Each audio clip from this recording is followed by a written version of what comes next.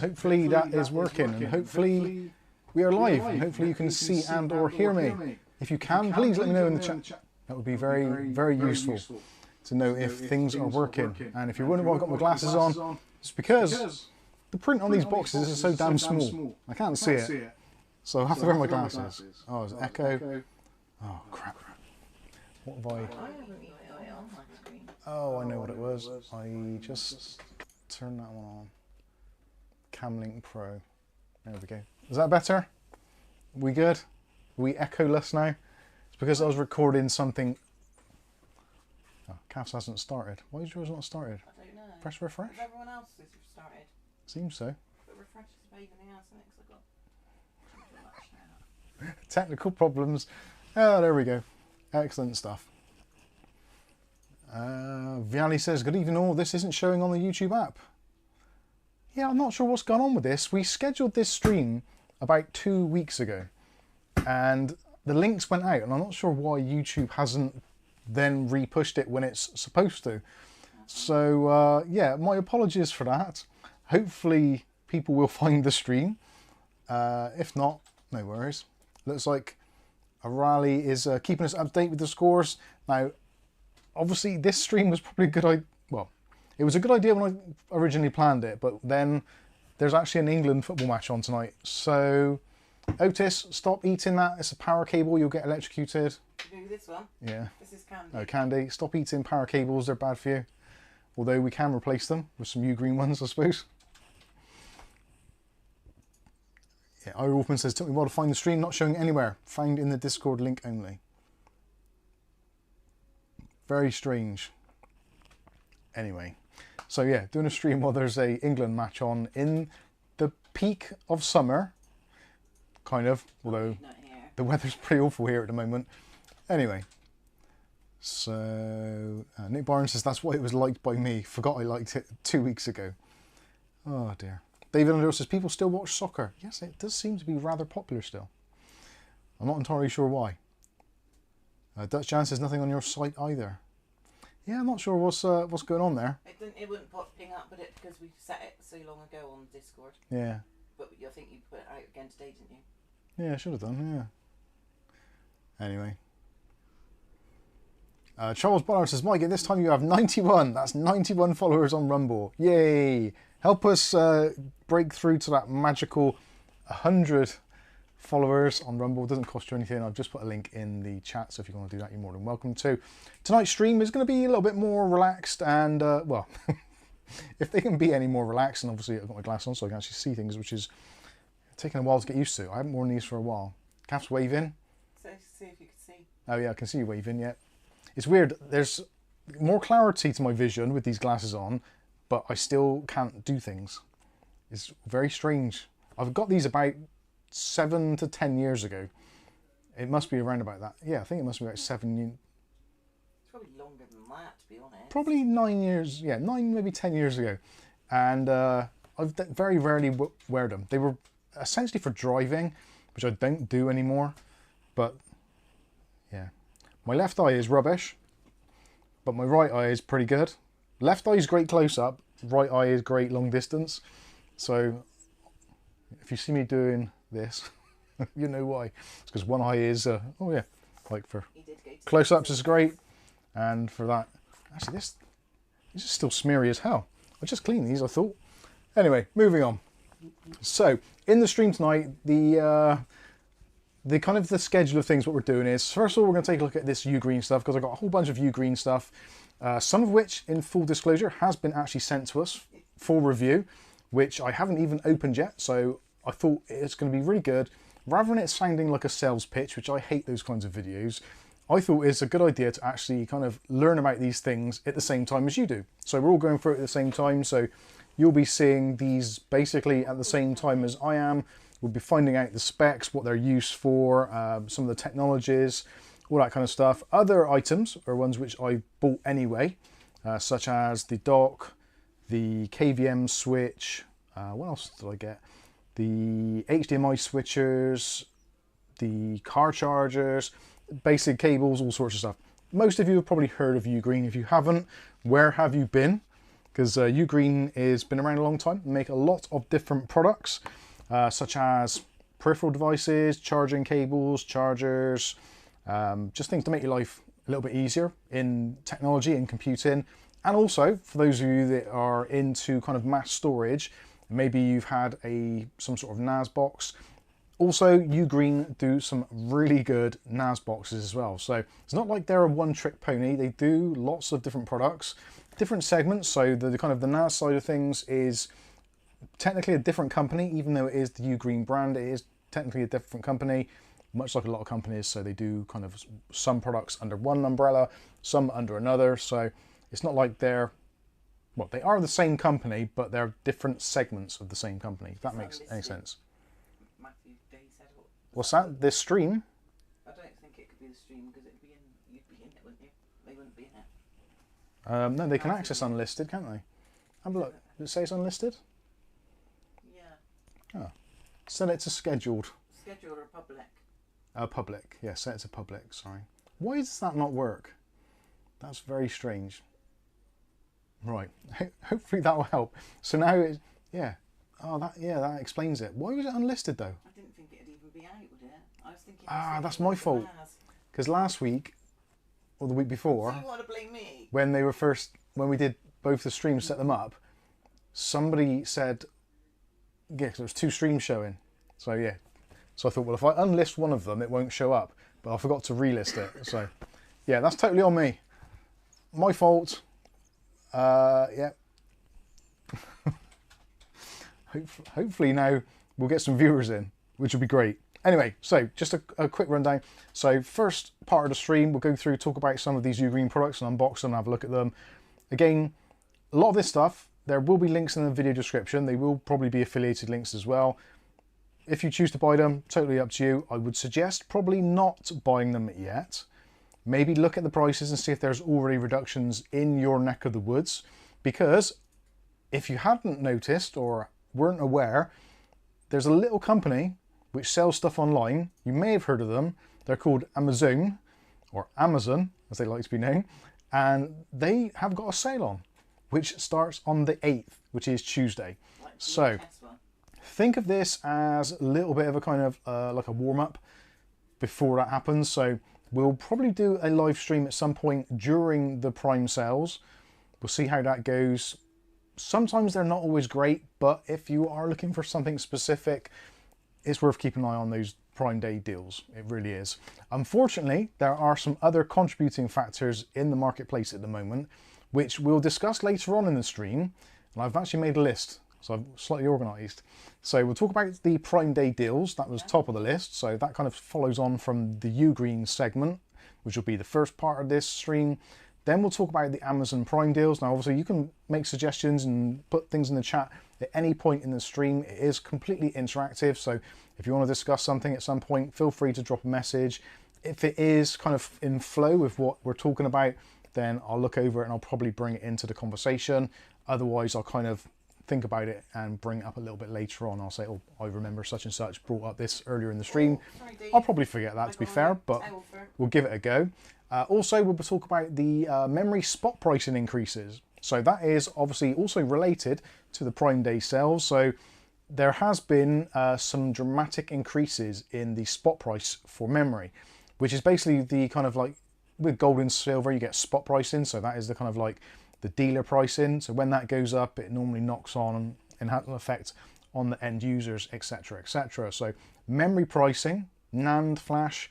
So we're talking NVMEs, we're talking DRAM, we're talking graphics RAM, all that stuff. All of it has shot up in price. Whether it's price fixing or to do with tariffs, I don't know. And honestly, I don't really care. But if you've got any insight on that, feel free to let us know in the comments. Obviously, that is going to have a knock-on effect on the deals that we see on Prime Day or Prime Week, as it's now likely to be, or Prime Fortnight.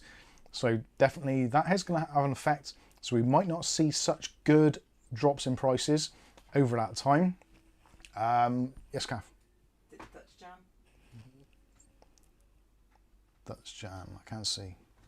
Candy. What is better, watching your videos here or on Rumble? It's entirely up to you. I would imagine you'll get less ads on Rumble after the initial ads have started. They do run ads on Rumble, much like they do on most platforms these days.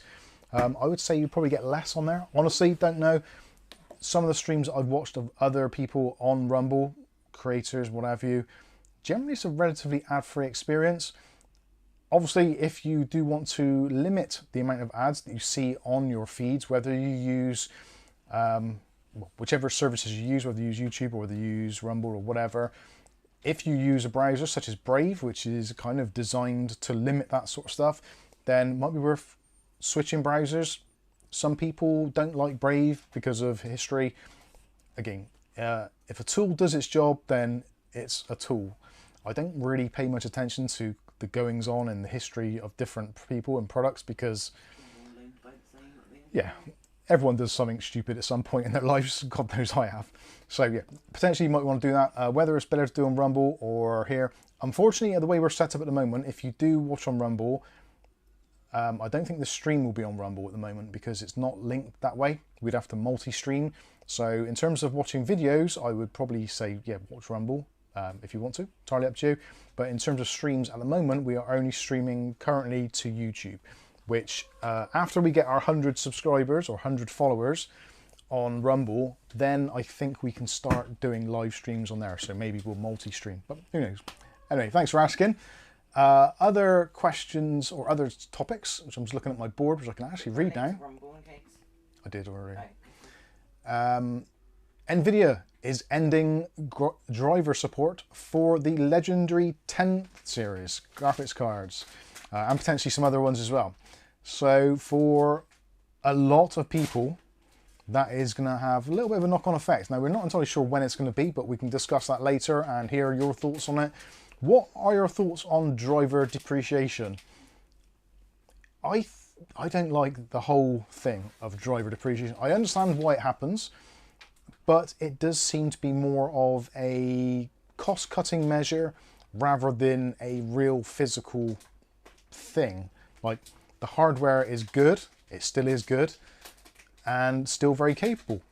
And if we look at another topic, which is the RTX 5050, which has been released recently, and reviews are starting to trickle out, it would appear that the 5050 is somewhere in the region of like a GTX 1080 stroke 1080 Ti in terms of its performance.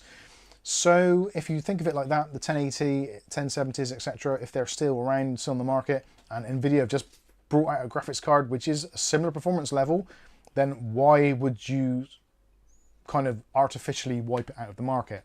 Definitely something to talk about. Also, Windows 10 extended support. So for those of you that are still on Windows 10, honestly, I don't understand why you're on Windows 10. I've been using Windows 11 from basically the early betas which came out, and I've generally stuck with it on every PC, every laptop I've owned. I've upgraded to Windows 11. I personally prefer it. I know there's a lot of people that don't, and a lot of people don't like change, or perhaps you've got a physical reason, such as a piece of hardware doesn't work with Windows 11, it works on 10. Piece of software you've installed, which you've only got a license for, and you can't reinstall it. I get it. I understand the reasons that way. Yes, Windows 10 is arguably a little bit faster, but with a little bit of tweaking, Windows 11 can be just as fast, or even potentially faster if you tweak it even further. So yeah, we can discuss that. And also the Steam hardware survey, which has just come out again, which is still looking pretty interesting, and still the RTX 4060 rules the waves, as it has done for a very long time. So we'll talk about that and your various hardware. Kath's got her hand up. I'm a coconut. No, you're not. I'm a coconut says, Mike, is it worth still buying Western Digital drives to shuck them for drives using a NAS? It depends. Like, for those who don't know what shucking is basically buying an external drive in a plastic enclosure and essentially throwing away the plastic enclosure, the power supply and all that stuff, and just taking the raw physical drive out and sticking it into your computer or a NAS or whatever. So it depends on pricing. If you can pick up a good offer on Prime Day, for example, where Western Digital or Seagate or whoever are selling drives in a caddy and the price for the drive is less than the price of the physical drive on its own, then yeah, potentially it's worth doing. There are some caveats to that. Sometimes the drives won't always work in a NAS, sometimes they have like a little bit of the SATA plug, which is changed internally to prevent you from using it. So you have to make a physical modification to the plug. It swings and roundabouts. Potentially as well, depending on what drives you get. If you bought like a Seagate drive, it probably won't have such a good warranty. Those USB drives normally got a 1-2 year warranty at best. Whereas if you're buying a physical drive, retail or OEM, like an Iron Wolf or whatever, it's going to come with 3 to 5 years warranty. So it depends on your data needs, depends on costs as well. Shucking, I think in general, is a reasonably good idea if it financially makes sense.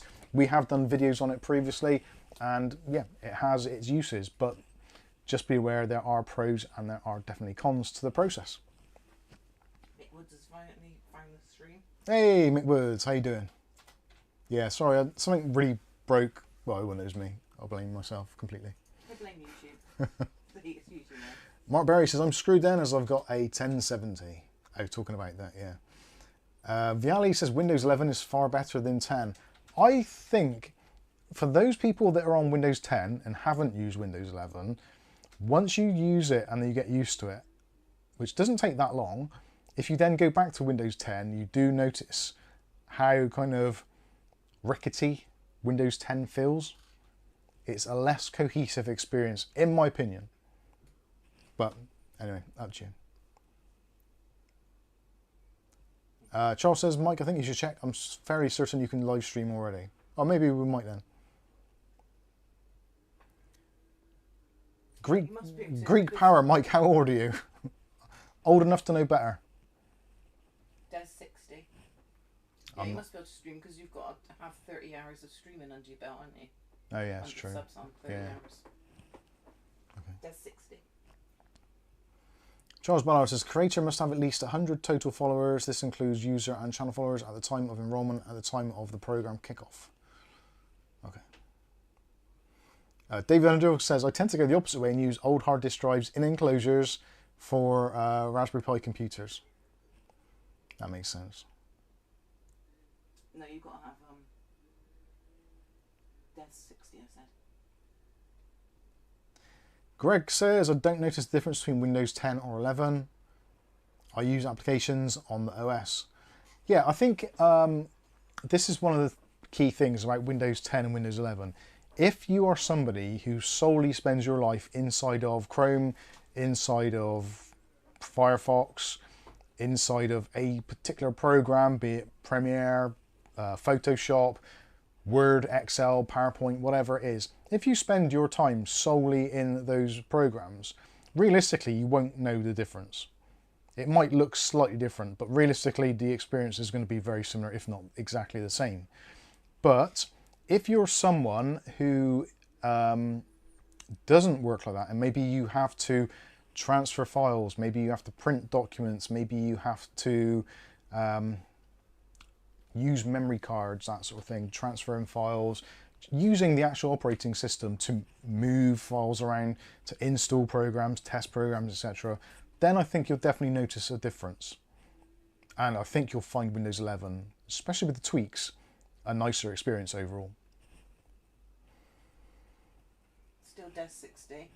Still? Des 60. I don't know what that is. It's a personal username. Yeah, I can't see it. It's because it's miles away because you took so long. Des 60. Let's have a look. What was Des 60? It's that. I can't see what his bloody graph is on. 833. Oh, there we are. Hi all. Anyone know if I can plug in Lian Li wireless controller into the SATA cable rather than PWM header? No idea. I've never seen a Lian Li wireless controller. I would assume that it requires power and PWM, but I don't know. I've not seen them, so I couldn't answer that question. I would strongly think that it requires SATA power as well, but again, I've not seen it, so I don't know. I know, but it's my desk flame. Mick says he's found the stream eventually, watching it at 1.5 to catch up.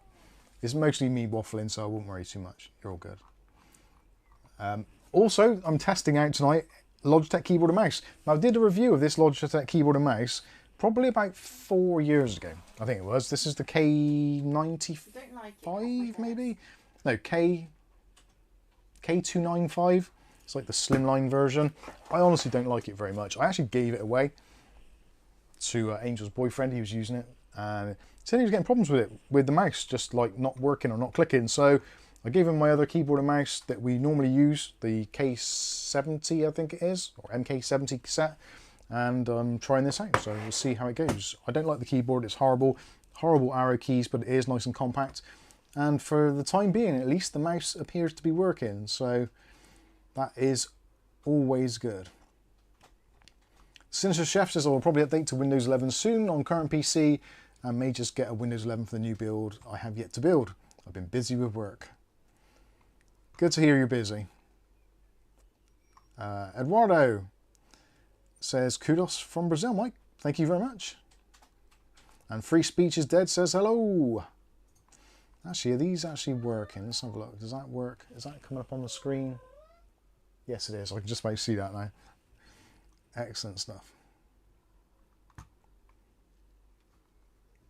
Where are we? Anyway, right. Let's get on, because lots to get through, lots to see, and lots to do.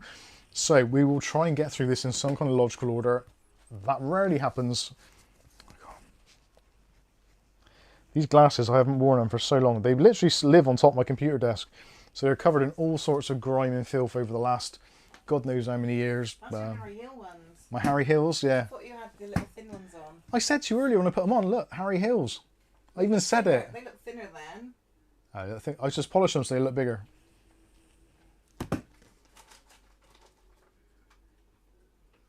knew you said that. Riley was lying to us earlier, so it's France 1, England 0. Skystalker says, so Ugreen sent you a huge bag of goodies. Not, well, they kind of did, but they also didn't as well.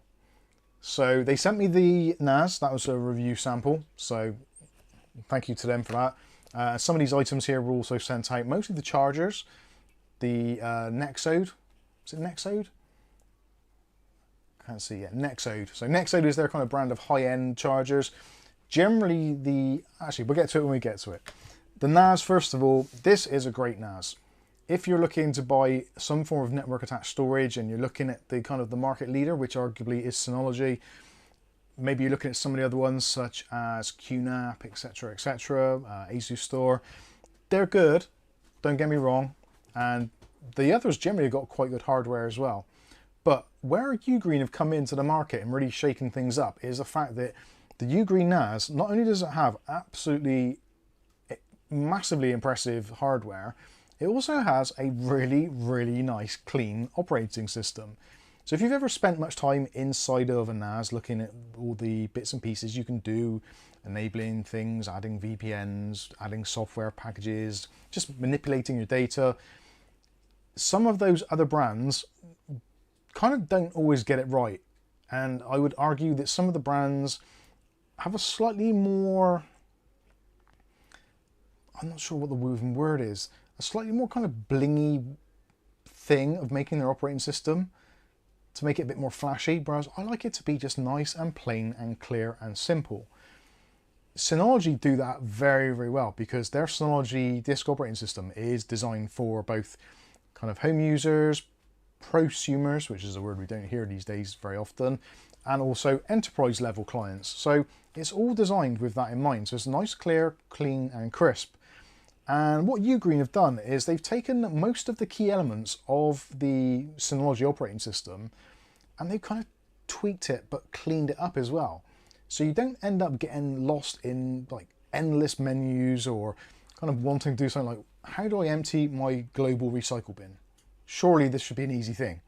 If you're a Synology owner, if you've ever had to empty your global recycle bin, let me know in the chat, how long did it take you to actually find that setting? Because whenever I do it, because it's something you don't do that often, you end up going down a whole labyrinth of things like, well, is it in disk management or is it in control panel or is it in somewhere else? And you end up just going round and round in circles. It's very, very off-putting at times, especially if you're the only person in charge of your network. So if, like me, at home, you're the person that everyone comes to say, how do you do this? How can I do this? Or this is broken, or I can't access this, or the internet doesn't work. if you're that person, then you appreciate the simplicity of a nice, clean interface. And Ugreen have done it fantastically well. And best of all, at the moment, Ugreen have got some massive offers on. So not only are these price competitive with pretty much all the other ones on the market anyway, but with a better physical hardware spec, they've reduced the prices even further because Ugreen are really, really trying to push it. They want to take Synology's #1 spot. And the way they seem to be going, I can actually see that happening because it's a nicer interface, the hardware is better, the physical unit actually looks nicer, but they're new to the market, so that is something that people are slightly hesitant of. At the moment, the 4-bay version, I believe, if you look at the links in the video description, is currently about £370, which is an excellent price. Anything under 400 for a 4-bay is brilliant. The 2-bay version, which is also excellent, and if you want to kind of dip your toes into it, that's normally about £290 to £250. At the moment, I believe it's about £230. So potentially, if you do want to dip your toes in, kind of now is the time because they've got some pretty significant discounts on specifically for the NAS range. So I strongly suggest you checking those out. Kath's got her hand up. Greg and Nick Barnes. Greg, what does Greg say? What time? It's the last 2 comments on there. All right. Did Ugreen have any control over your review of their NAS? No, funny enough, that was something which I was very concerned about because there was a lot of the kind of what I call first party reviewers. So these are the ones that get it kind of like launch day, where there was complaints and some criticisms as well that Ugreen wanted to have some form of editorial control. Now, you know us here, we do things completely off the cuff anyway. I've never written a script for a video, I don't think ever. I just make some notes on a piece of paper and sometimes I'll put it in front of the camera or just up on the wall there so I can look over and go, oh yeah, I mentioned that, I mentioned that. So Ugreen were absolutely great, and I said to them, look, we don't work like that. Like, if you give us a review guideline thing, I will take a look at it, and if there's things which I feel are useful or relevant to my review, I will add it, I will mention it, but I'm not going to go to any lengths to say anything specific. Now, I will say there were some things which they did specify, and that was purely for a marketing purpose, and that was the actual video titling, which I actually made some mistakes on. So they wanted it to have it saying Ugreen, where's the model number? So yeah, NAS Sync DXP 4800 Plus. So they're very specific about the branding. So I think I put in the video, it was a DX 4800 Plus, and I put the plus sign. So they just sent me a mail saying, like, we've spotted this on the video, could you please change it? Now there is, I think, there's some issue in some part of the world where they sell these, where there's certain wording they're not allowed to use, or like for some sort of copyright thing. Whether it's the plus thing, the actual physical plus, or because it's too close to Synology, because theirs are like 420 plus, etc., and they use the plus sign. So whether they're trying to sort of get themselves away from that, honestly, I don't know why. But I thought, being that it doesn't actually affect the actual editorial of the video at all, and it's purely a branding thing, then I'm very happy for them to have that changed, and I did go ahead and change it. So yes, in full disclosure, yes, there were some changes made to the video, but they were not in any way, shape or form to do with the actual unit itself, its operation, its speeds, or anything like that. And it didn't affect my actual verdict or outcome. It was purely based on the branding of the product, which I think is fair. If you think that's fair, let me know in the comments. If you think it's unfair, then again, also let us know in the comments. But I think that was a valid thing for them to say. Nick Barnes, global, is that like OneDrive?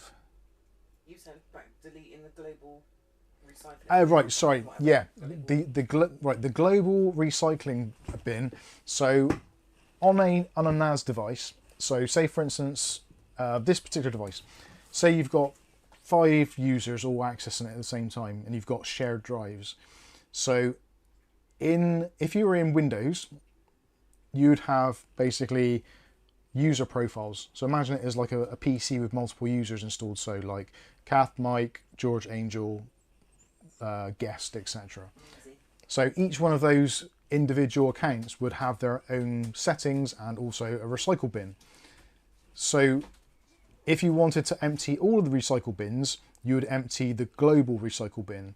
So on most NAS devices, they have that. So you can go in, there's a setting. So if you want to completely empty everybody's recycle bins, you can do it, and you can also schedule it, I think, to do it on as an automated task, etc. So yeah, the global recycle bin is like a safeguard like it is in Windows. So if you're looking at your photos on your NAS via your Windows computer and you're going through pictures, you're like, oh, actually I don't want that anymore, or that's a duplicate or whatever, you delete it. And then if you after think, oh crap, I deleted the wrong one, these devices generally have a recycle bin built into the operating system, so then you can go back and actually recover them from there. Obviously, if you don't recover them from there, eventually those recycle bins can get very big and very bulky and take up some of your valuable storage space. So you can go into the kind of the admin side of the NAS and go in and just delete your recycle bins. Hopefully I've not butchered that explanation too badly. But yeah, it's basically a global setting. So it's a setting for all users or all drives or all disks. How Shaky said. Files across all drives. Yeah, that's quicker. Yeah. Dave Aiken says, completely fair. That was only a request on their side. They're a business trying to do well. They want people to find their products by the correct name. Makes sense. Yeah, that was the thing as well, because I put the tags in the video for DX4800 Plus, because originally it was known as a DX, but then they changed it to the DXP 4800 Plus. I think. I could be wrong on that, but anyway, I messed up, so I had to change it. Mick Woods coming with a super chat. Thank you very much, Mick. £10, and he says, cheers, I will be 70 on Tuesday. Oh, happy birthday. Happy birthday in advance, Mr. Woods. Bless you, 70. 70 is the new 60, so you're all good. Charles's sister is going to be 71 on Monday. Wow. Old Man Withers this evening, Mike, Kath, and the Mub Gang. How you doing?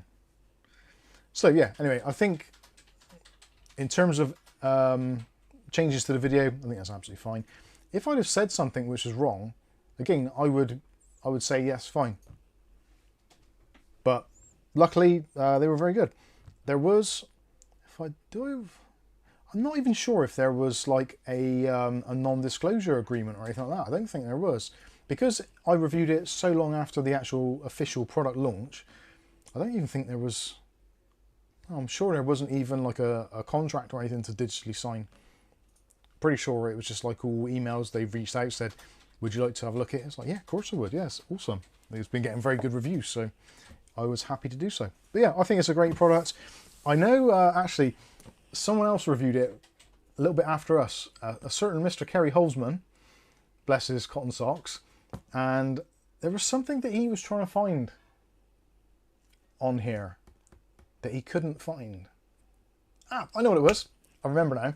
So for security purposes, when you create a user account for the NAS, so you have your own admin account, but you also have user accounts. So Mike, Kath, George, Angel, whatever. So you make those. And when you create them for the first time, it also asks for a password for obviously security. But Kerry, when he's setting up NASs in some office environments, they don't want a password. They just want just a big shared file, which everyone can access without having to worry about passwords or usernames, which I think is a little bit scary. But that's just his way of working. So if that's what people want, that's what you've got to do. But there doesn't appear that you can create an account on a Ugreen NAS without having a password attached to that account. And it has to be a relatively strong password. So you can't just have the username as like Mike and Mike. It won't let you do it, I don't think. I think it has to be a certain amount of digits. I think it's like 6 or 7 digits. Which I think makes perfect sense, because obviously these devices are connected to your network. Your network is connected to the internet. So even though it isn't a forward-facing device necessarily, it can still be accessed by hackers and nefarious people. So I think having a password is a pretty good idea on anything these days, even though I hate the principle that our stuff should be sacred and no one else should touch it, but realistically we live in the real world, so people are going to kind of get that sort of stuff. Anyway, I digress. So yeah,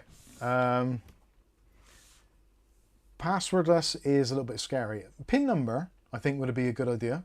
Having a PIN number to access would be an alternative. And of course, Microsoft and Google and basically everyone now are going over to pass keys, which are basically PIN numbers. So pass keys rather than passwords, I think they are the way forward. But you always need a bit of a fallback with passwords, I think. Not having a password at all on a shared device, especially if you're a business, just sounds really kind of scary. But again, yeah. Having the option to turn it off, I guess, is a little bit of an oversight, because there's some people just, it's your device, you bought it, you just want it to work the way you want it to work.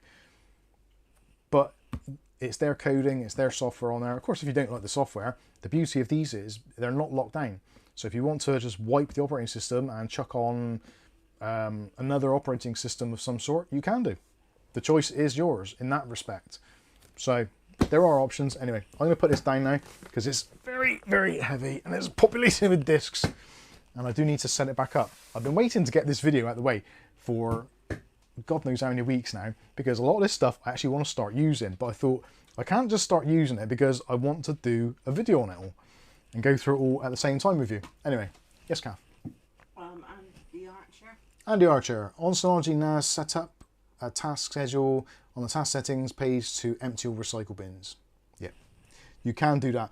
It's, yeah, as a task schedule you can do that, but just finding the setting, like if you just want to randomly go in every now and then and just empty the recycle bins, it's a pain to find. You'd think, like on Synology, you'd think it would be as simple as typing in recycle bin.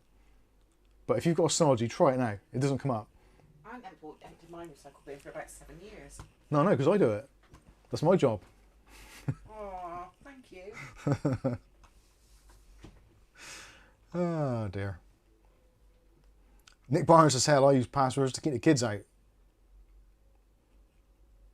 And Greg M says, I always set up passwords on business computers, especially for sharing. Reduces transversal. And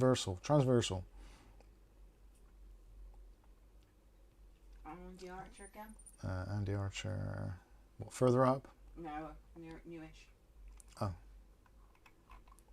You can run the task once on request.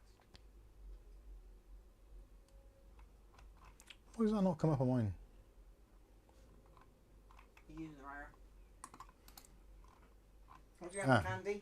Sometimes I've got to click on this little pop-up window. There we go. You can run the task once on request. Okay, cool. Come on then. Mick Wood says, thanks for the birthday wishes. You're very welcome. I'll wait for the keyboard a minute. David Underhill says, common settings on any device program should be on a separate area for easy use. Yeah, I think you're right. I think you're absolutely right. Anyway, so we've looked at the NAS. Actually, next thing we'll do is we'll talk about this one. So this was actually a really interesting one because I bought a Apple Mac. As I know some of you are probably like, oh, why would you do that?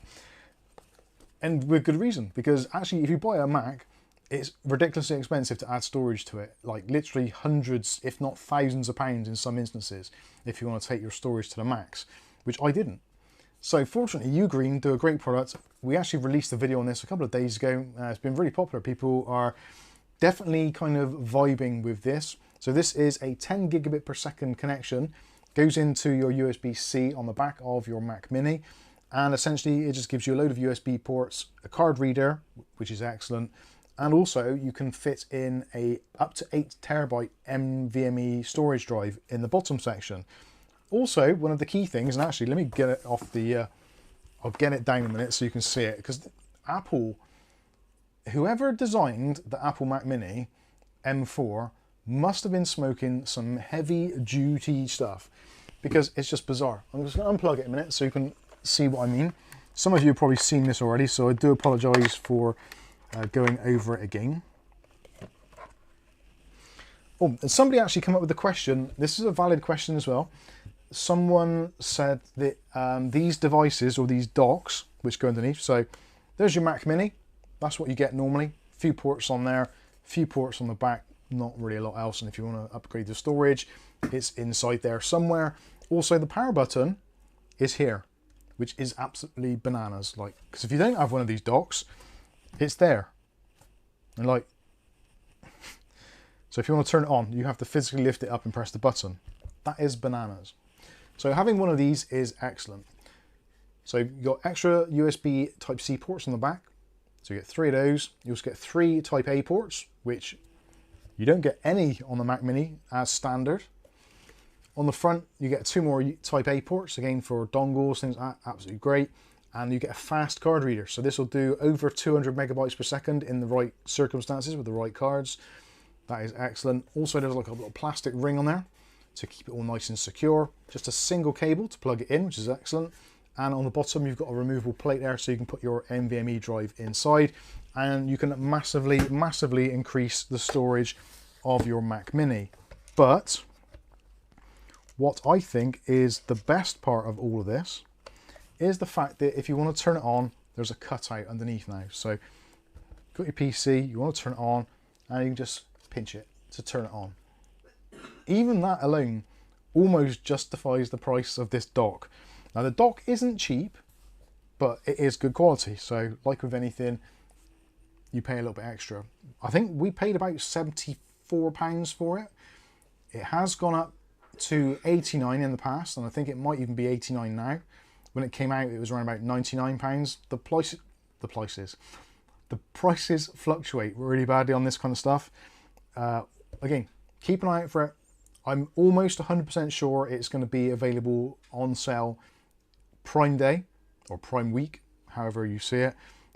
It might even be reduced already. I know Ugreen have been putting a load of posts out on social media saying like their early deals, etc. I think it's a good idea because there's so many people waiting for Prime Day and I think might be slightly disappointed. So if you see a posting for a deal, just check it out. And if the price resonates with you, you think, yeah, that's a fair price, just buy it.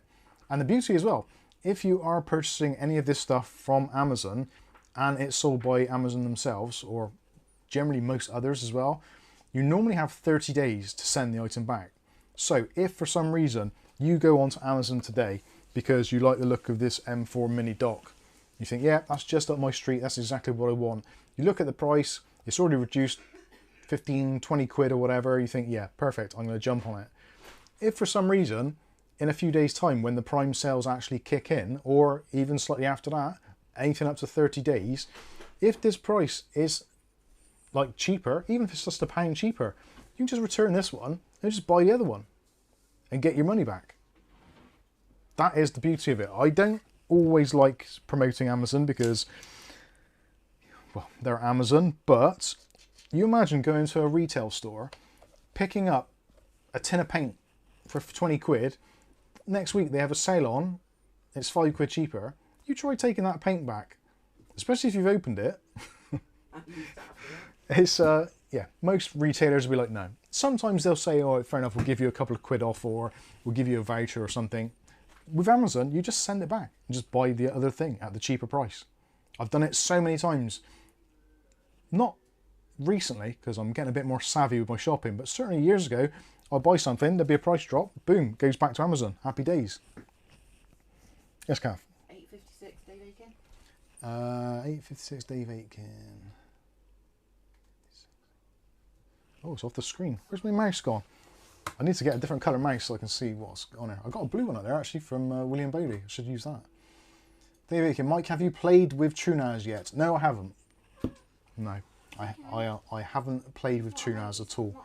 I do want to spend some more time with other NAS solutions, but for me at the moment, between Synology and Ugreen, they do a really good job, so I don't really need to look elsewhere. And I don't necessarily like the idea of building a NAS. I know a lot of people do it, and financially it can make a lot of sense, especially if you've got an old PC and it's full of stuff, but I leave my NAS on 24/7. So I've got to think about costs of like keeping it running. The discs themselves, they're going to be the same regardless, but if you're using an old PC, there's no way on earth it's going to be as efficient as a dedicated NAS box in terms of the raw wattage from the wall. So yeah, I do like to use kind of pre-rolled NAS solutions myself personally. Anyway, so there you go. That is the Ugreen Mac Mini M4 dock. It's possibly one of the best things you can buy for your Mac Mini, I think personally, because this only came with 256 gigs of storage.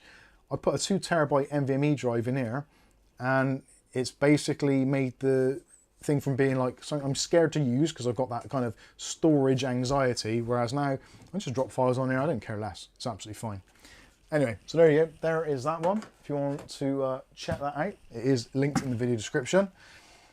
And where is my mouse? Where is my mouse? There he is. Who's that? Mark Gaines, member for 3 months. Woohoo, 3 months. Go Mark Gaines. Thank you very much for being a member. Much appreciated. Right. What next? So we've done the NAS, done that. What do you want to take a look at next? Let's actually, I'm going to show you something which I use every single day. So I can't really show you it, but it kind of is here. And that is a KVM switch. Now, for those of you who don't know what a KVM switch is, keyboard, video, and mouse. So it switches your keyboard, your display, and your mouse between multiple computers. Generally, most people are like 2, but you can get these which will do more than that. So 4 PCs, I've seen them do 6. Ugreen kind of specialize in the kind of 2 to 4 PC range, and they've got various different versions of this KVM. Now I've done a separate review on this already, so you can check that out if you haven't already. These normally retail $49.99.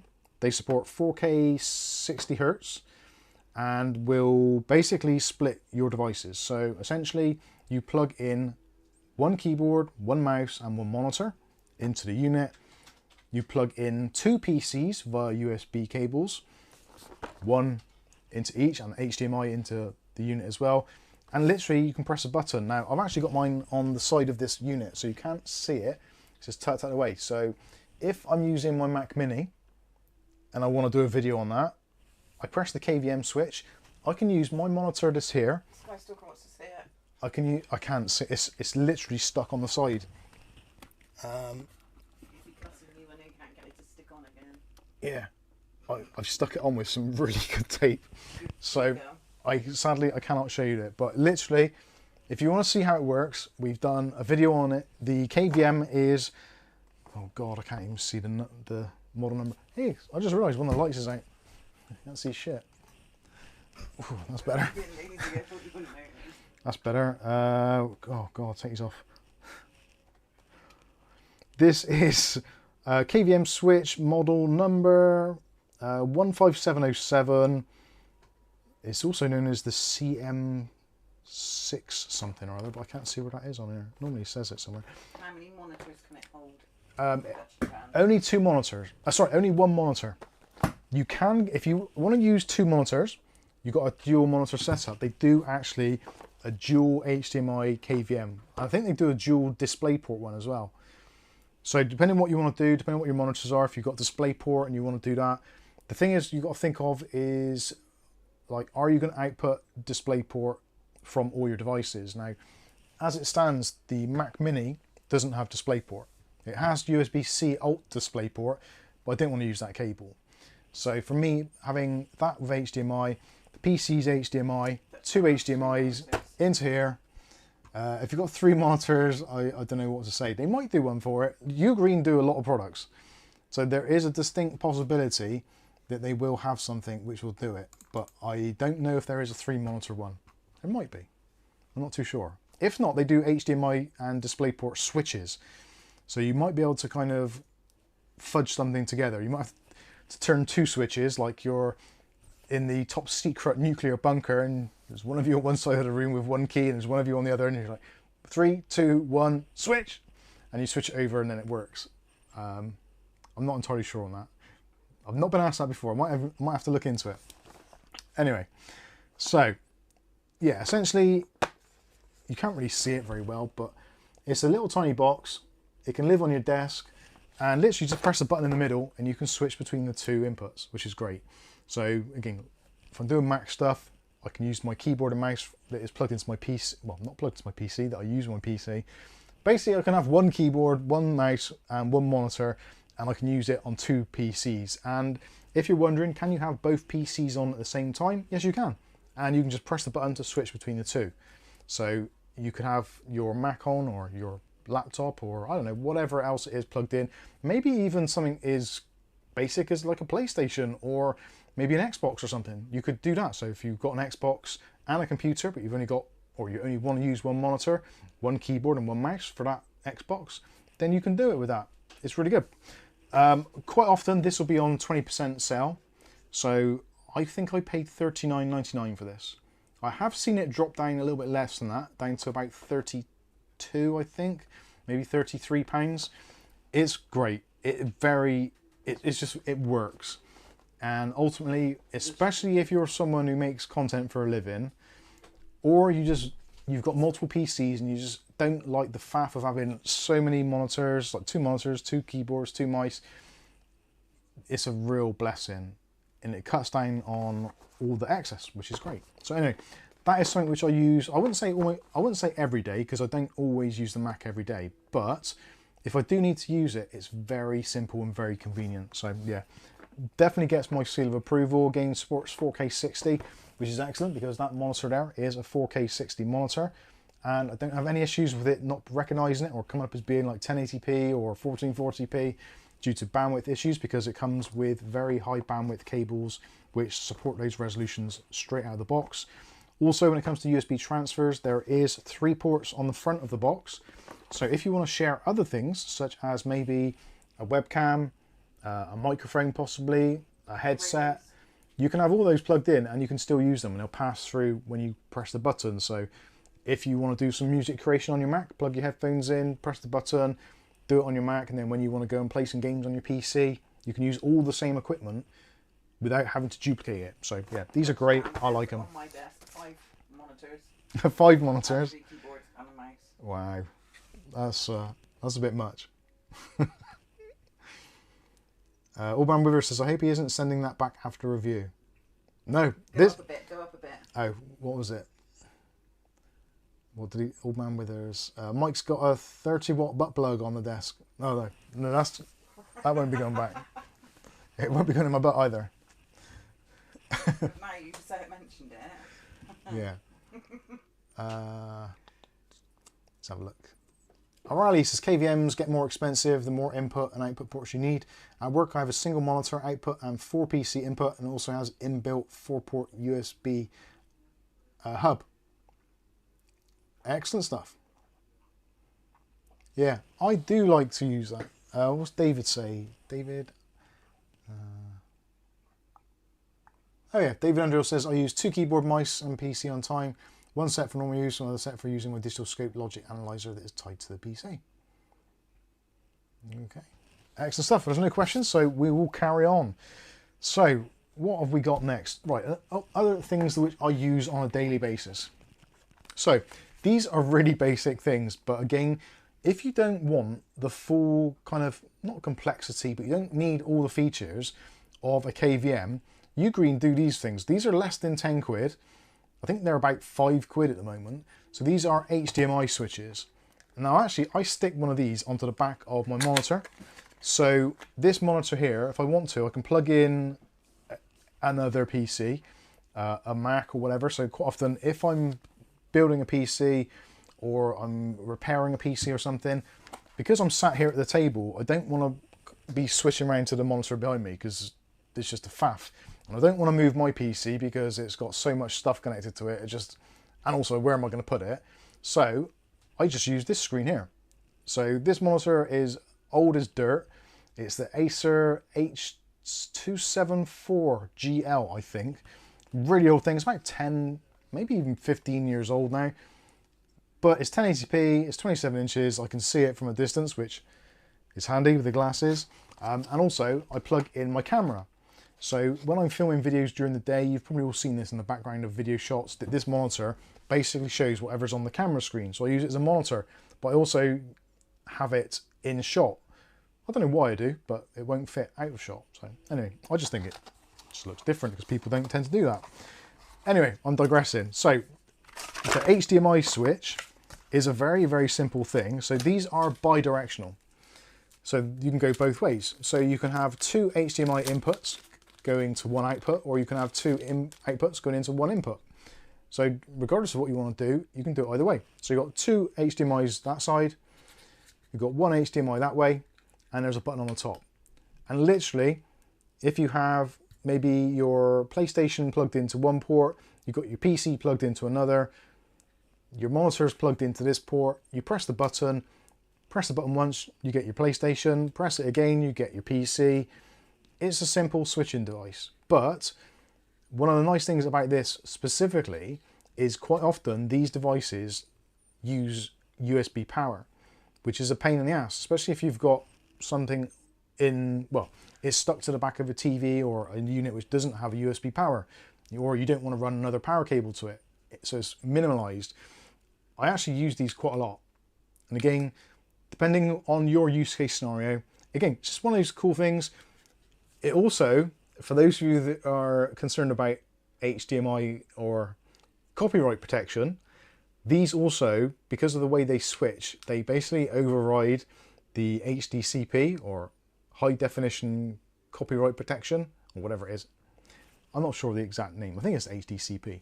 But yeah, so if you have a certain thing on your screen which isn't meant to be recorded, you press the button or you pass it through this, even if you've got one device, you pass it through this and it removes the HDCP protections. So some people might want to use it for that, depending on your needs. Also on the bottom, it's got a little rubber grippy pad, so yeah, you can do it. I would have preferred that to be a sticky pad actually, so you can stick it onto something, but also got little lights in there so you can know which device you're on. Again, I use these on a daily basis. I think they do a DisplayPort version as well.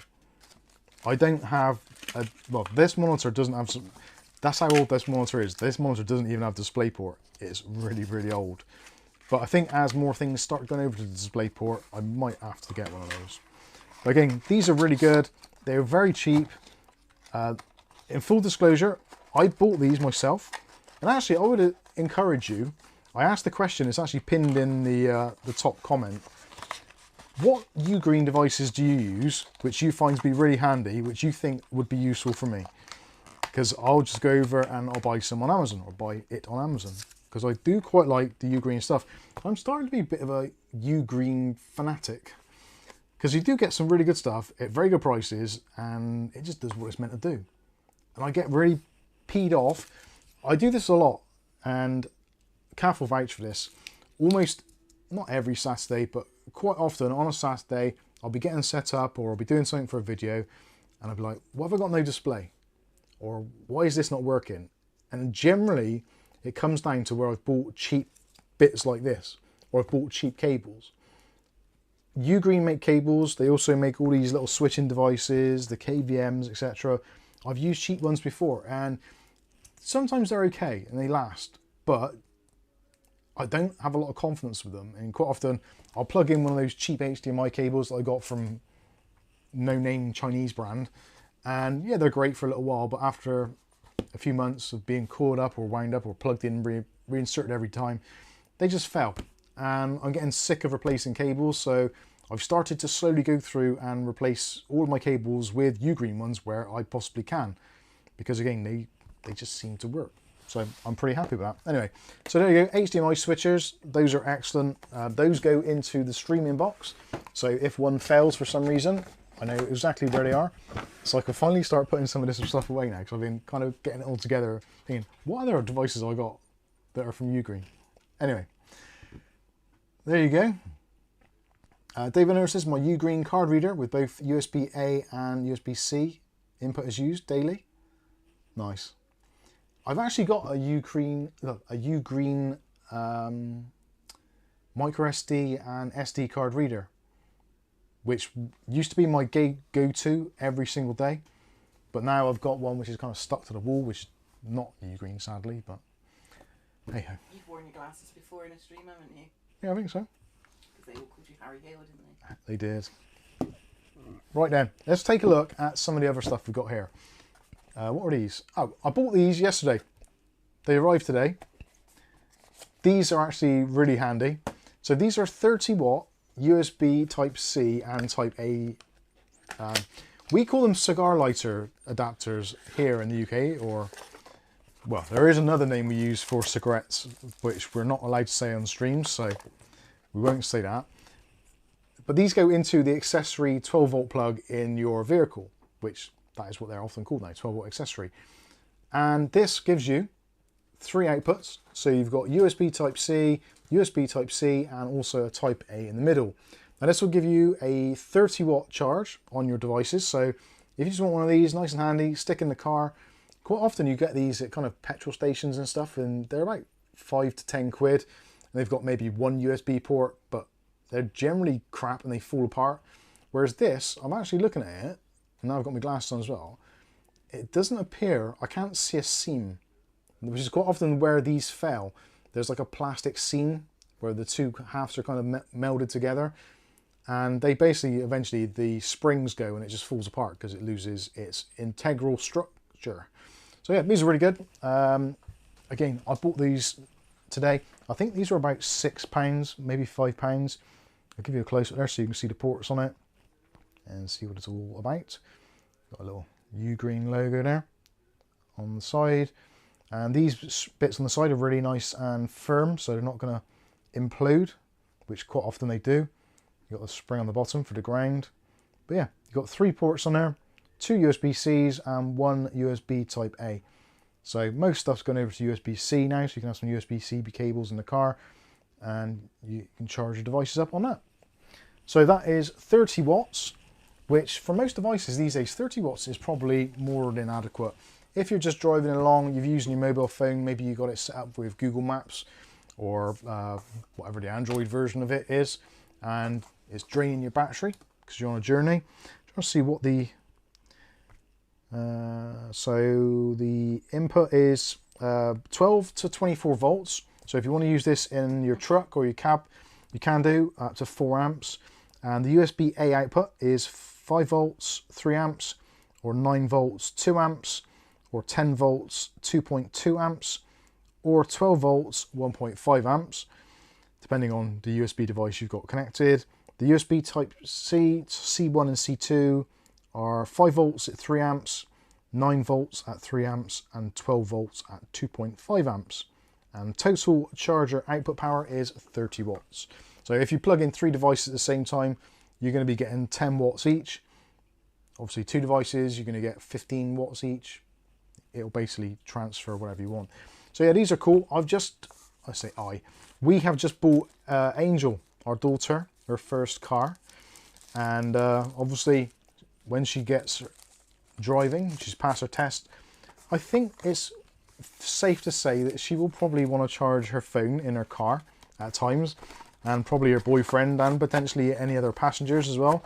So at least now her little old car has got at least 3 USB charging ports in the car, which will probably be more beneficial for us, because we want to know where she is and keep in touch. So I don't want to have the excuse of her saying, well, my phone was flat and I didn't have a charger. It's like, Angel has a charger, George has a charger. So the kids are sorted. So if either of you are watching, which you won't be, but there's your early presents for Christmas. So yeah, again, those are really good. Only a couple of quid. The links are in the video description. In America, I couldn't find the American version of it. So if you look in the video description, I've put the link for the UK ones, which I've just bought. Again, I think they're £5 or £6. They're great. Stocking stuffers.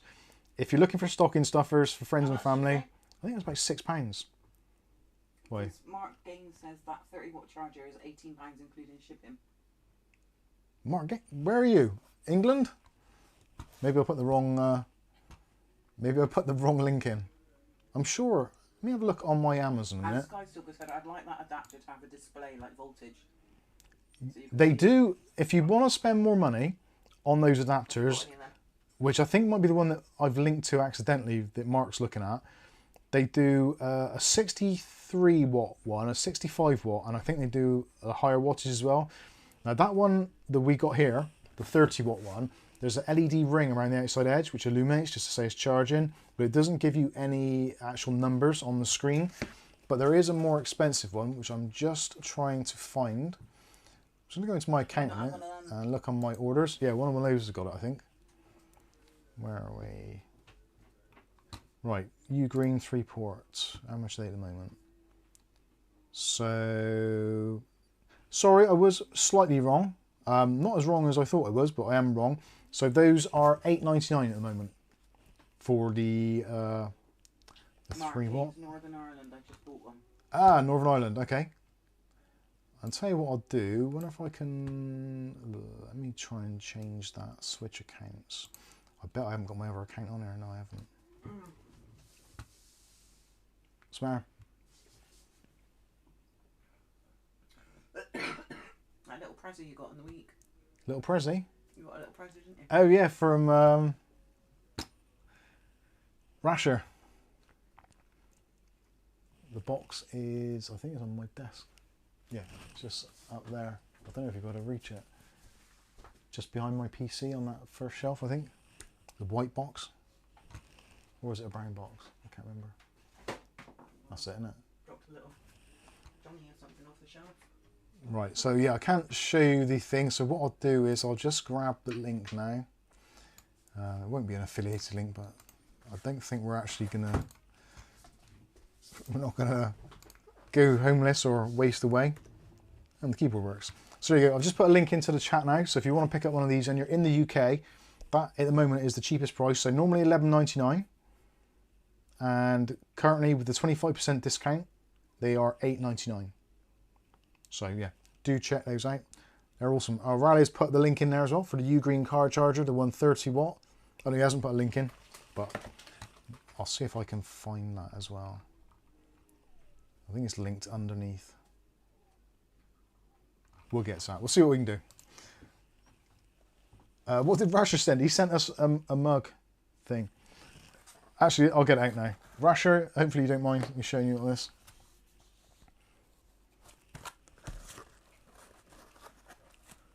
There you go.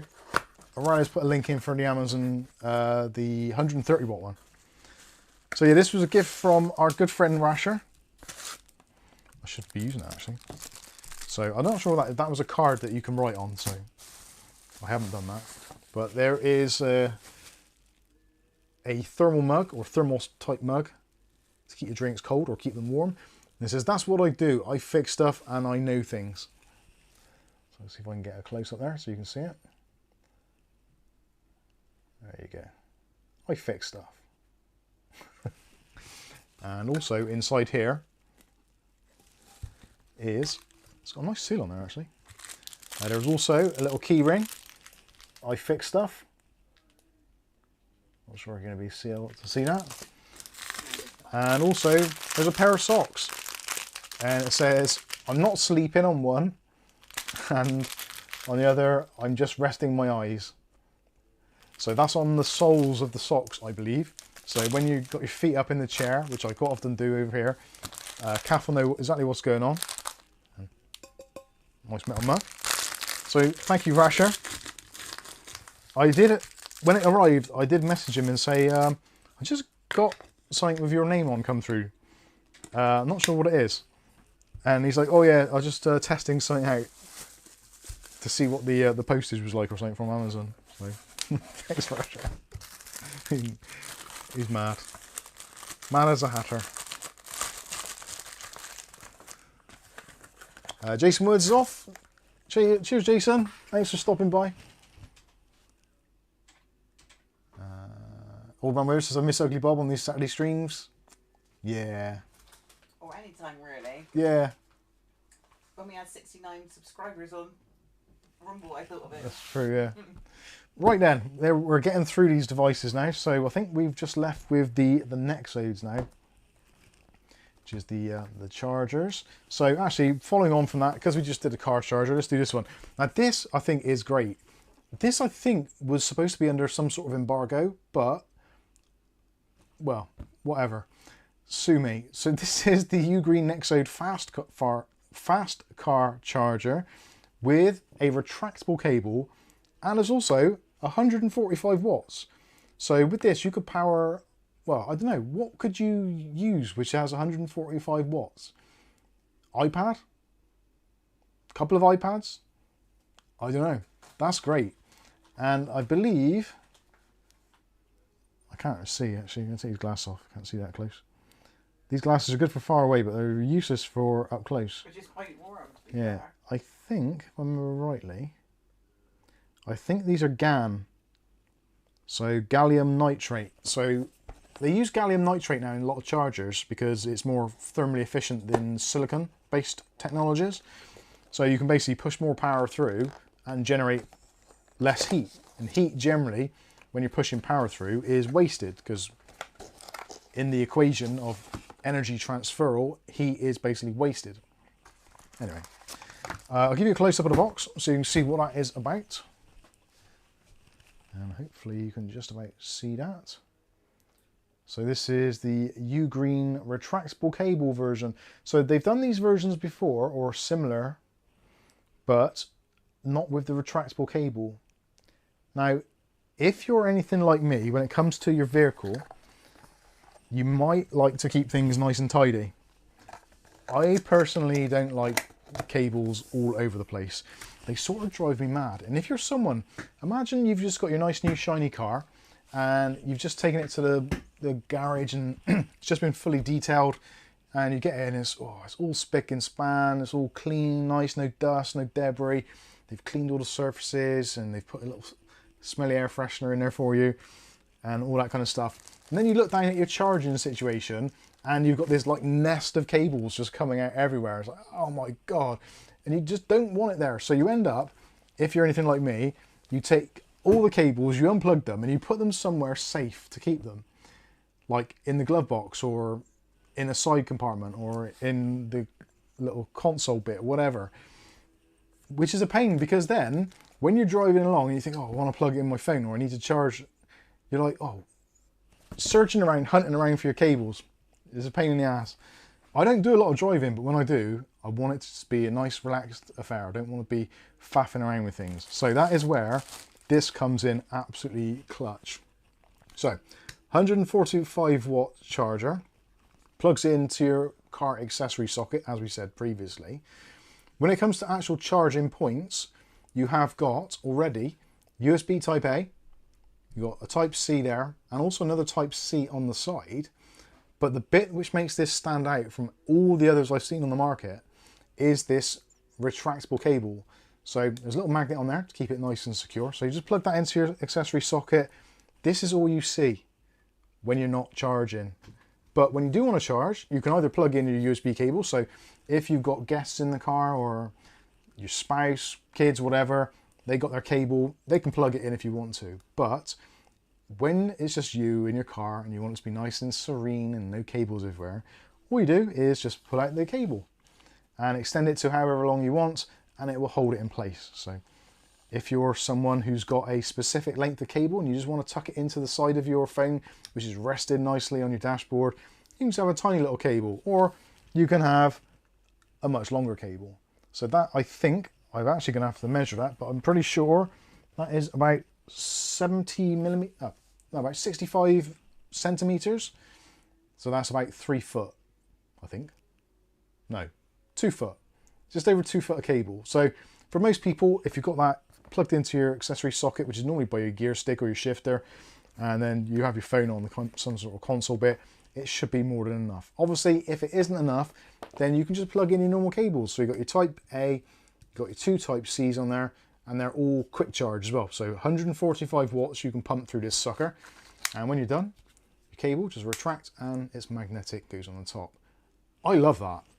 I think that's absolutely brilliant. It's clean, it's tidy. What does it say? Instructions for using retractable case. Why would you want instructions?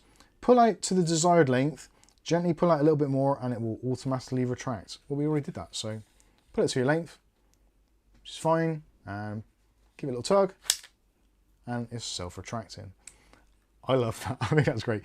This is why I bought the kids the cheap ones, because I want this nice one to go in our car. Because realistically, if we're going on any long journeys, we're going to go in our car anyway. And if we're going on long journeys, we're going to want to charge our devices. So 145 watts over technically 4 devices. So there'll be probably me driving, or Kath driving, plugged our phone in. then you've still got 3 outputs. So that's going to be Well, we've got one in the back as well. either me or Kath, yeah, and the kids as well. So you got all the charging ports you'd ever need. You got all the wattage you'd ever need. If you're running a sat nav, you're running your iPad. I don't know what else. Maybe you want to charge up your AirPods or whatever. Yeah. Lighter. We have lots of options. So this is great. Isn't there 2 in the back? There might actually be. Yeah. I think there's one in the boot as well. Yeah. Or the trunk, as you Americans would call it. So yeah, I think this is brilliant. Now, like most of you know, we don't do a lot of traveling. We very rarely go out in the car. But that is definitely going to be in the car, ready and waiting for that fateful moment where we actually go somewhere. I forget to take my phone. I hardly take my phone out the house. My phone goes like less than I do. David Under says not worth using it for a phone when driving with a $1,200 plus fine. Wow. So I'm not entirely sure how much this is, so I'm going to actually have to look in the video description. If I can even find the video description. Where is the video description actually? I have to open it. Let's see, YouTube. I wonder if I can find my own video on YouTube. That'll be interesting. Because some of these devices are very new, so they might not be available in your regions, but I want to get them all done in one video. Just to just see. Let's see, Mike's unboxing. Mike's unboxing. Ugreen special. There we go. Oh, there's some weirdo with his glasses on. That'll be me. Right. Where are we? Magnetic charging. No. Ugreen. No. 165 watt. 145 watt. There we go. Amazon UK. So this one, actually, this at the moment, that's surprising. I thought it was going to be more. So this originally was $39.99, which is a lot of money. But for this sort of charger, it's about what you expect to pay. They're normally about sort of 40, 50 quid.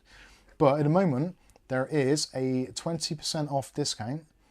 So actually, I can show that screen, can't I? Let's go to the stream desktop. So there you go. You can see at the moment, only $27.99. So it is GaN, as I said, so gallium nitrate, 3-port fast charging, plug compatible with MacBook Pro, Air, iPhone 16, 15, iPad, Galaxy, S25, S24 and Steam Deck. I didn't think of that, Steam Deck. That's actually a good shout. So yeah, you could use it with a Steam Deck. Looks like it's $27.99. I think that's a really good price for what it offers. But let me know what you think.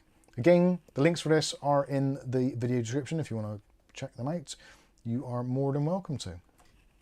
So yeah, what do you think of that one? I think that's pretty cool. I was expecting it to be a lot more expensive, I'll be honest with you. I haven't checked the prices out because a lot of this is so new. So I was expecting this to be like 40, 50 quid, which at $39.99 is obviously the lower end, but with that 30% deal at the moment, $27.99, that's good. That is quite impressive. So I'll keep that one over that side because I'm keeping that one. Next one. So again, the idea of the retractable cable. So this is a kind of like an ongoing theme at the moment with Ugreen themselves. They like the retractable cables, and I like the retractable cables, to be fair. I think it's a really good idea.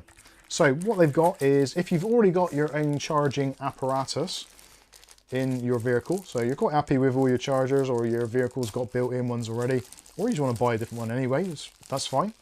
But they do this, so this is a 100-watt retractable charging cable. Again, it's in the links.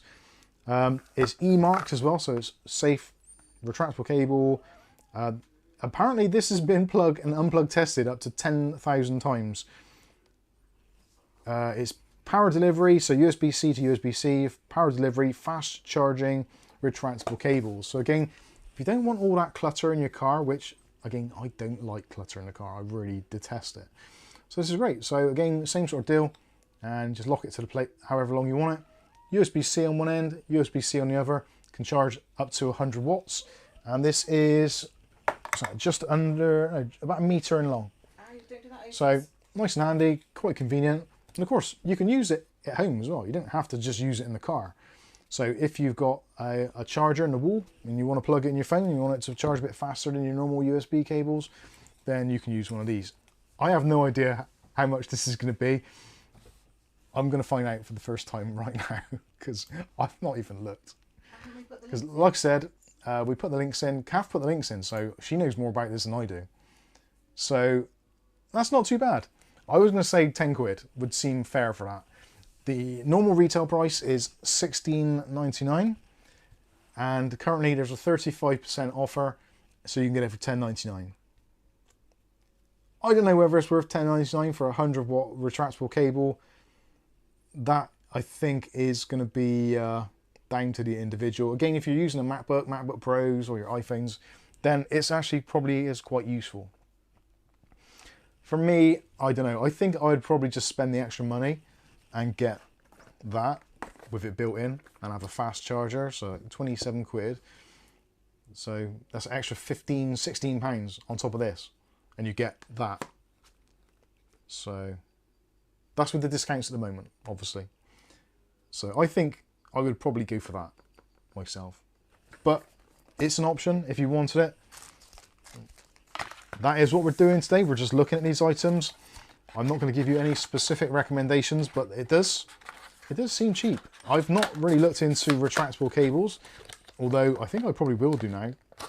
Especially good quality ones, which are giving you a decent charging rate. I don't like buying cheap cables. I'm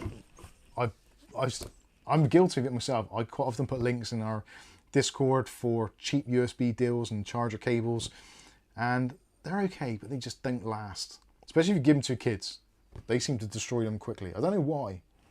Anyway, let's take a look at something a little bit different. Now, it is a charger, but this is actually something which I wanted for me and Kath. So I've got an iPhone. I've also got an Android, hence why I've got my two phones here. My burner. It's not a burner, I'm joking. This is what kicked this whole thing off.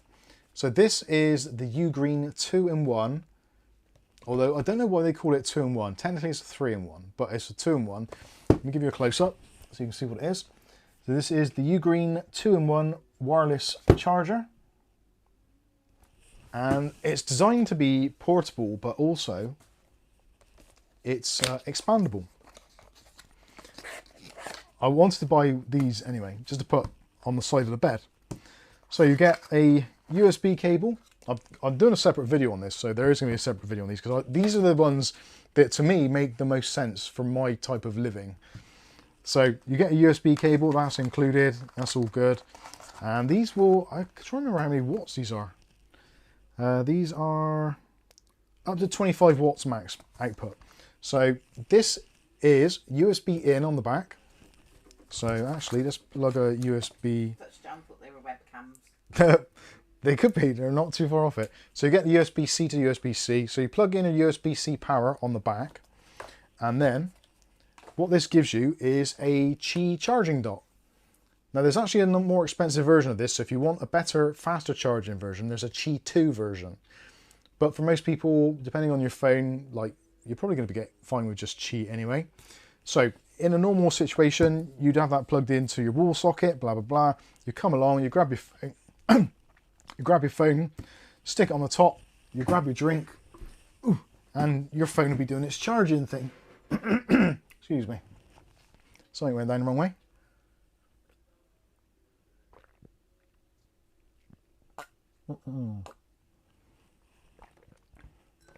So that makes sense. It's a phone charger. Great.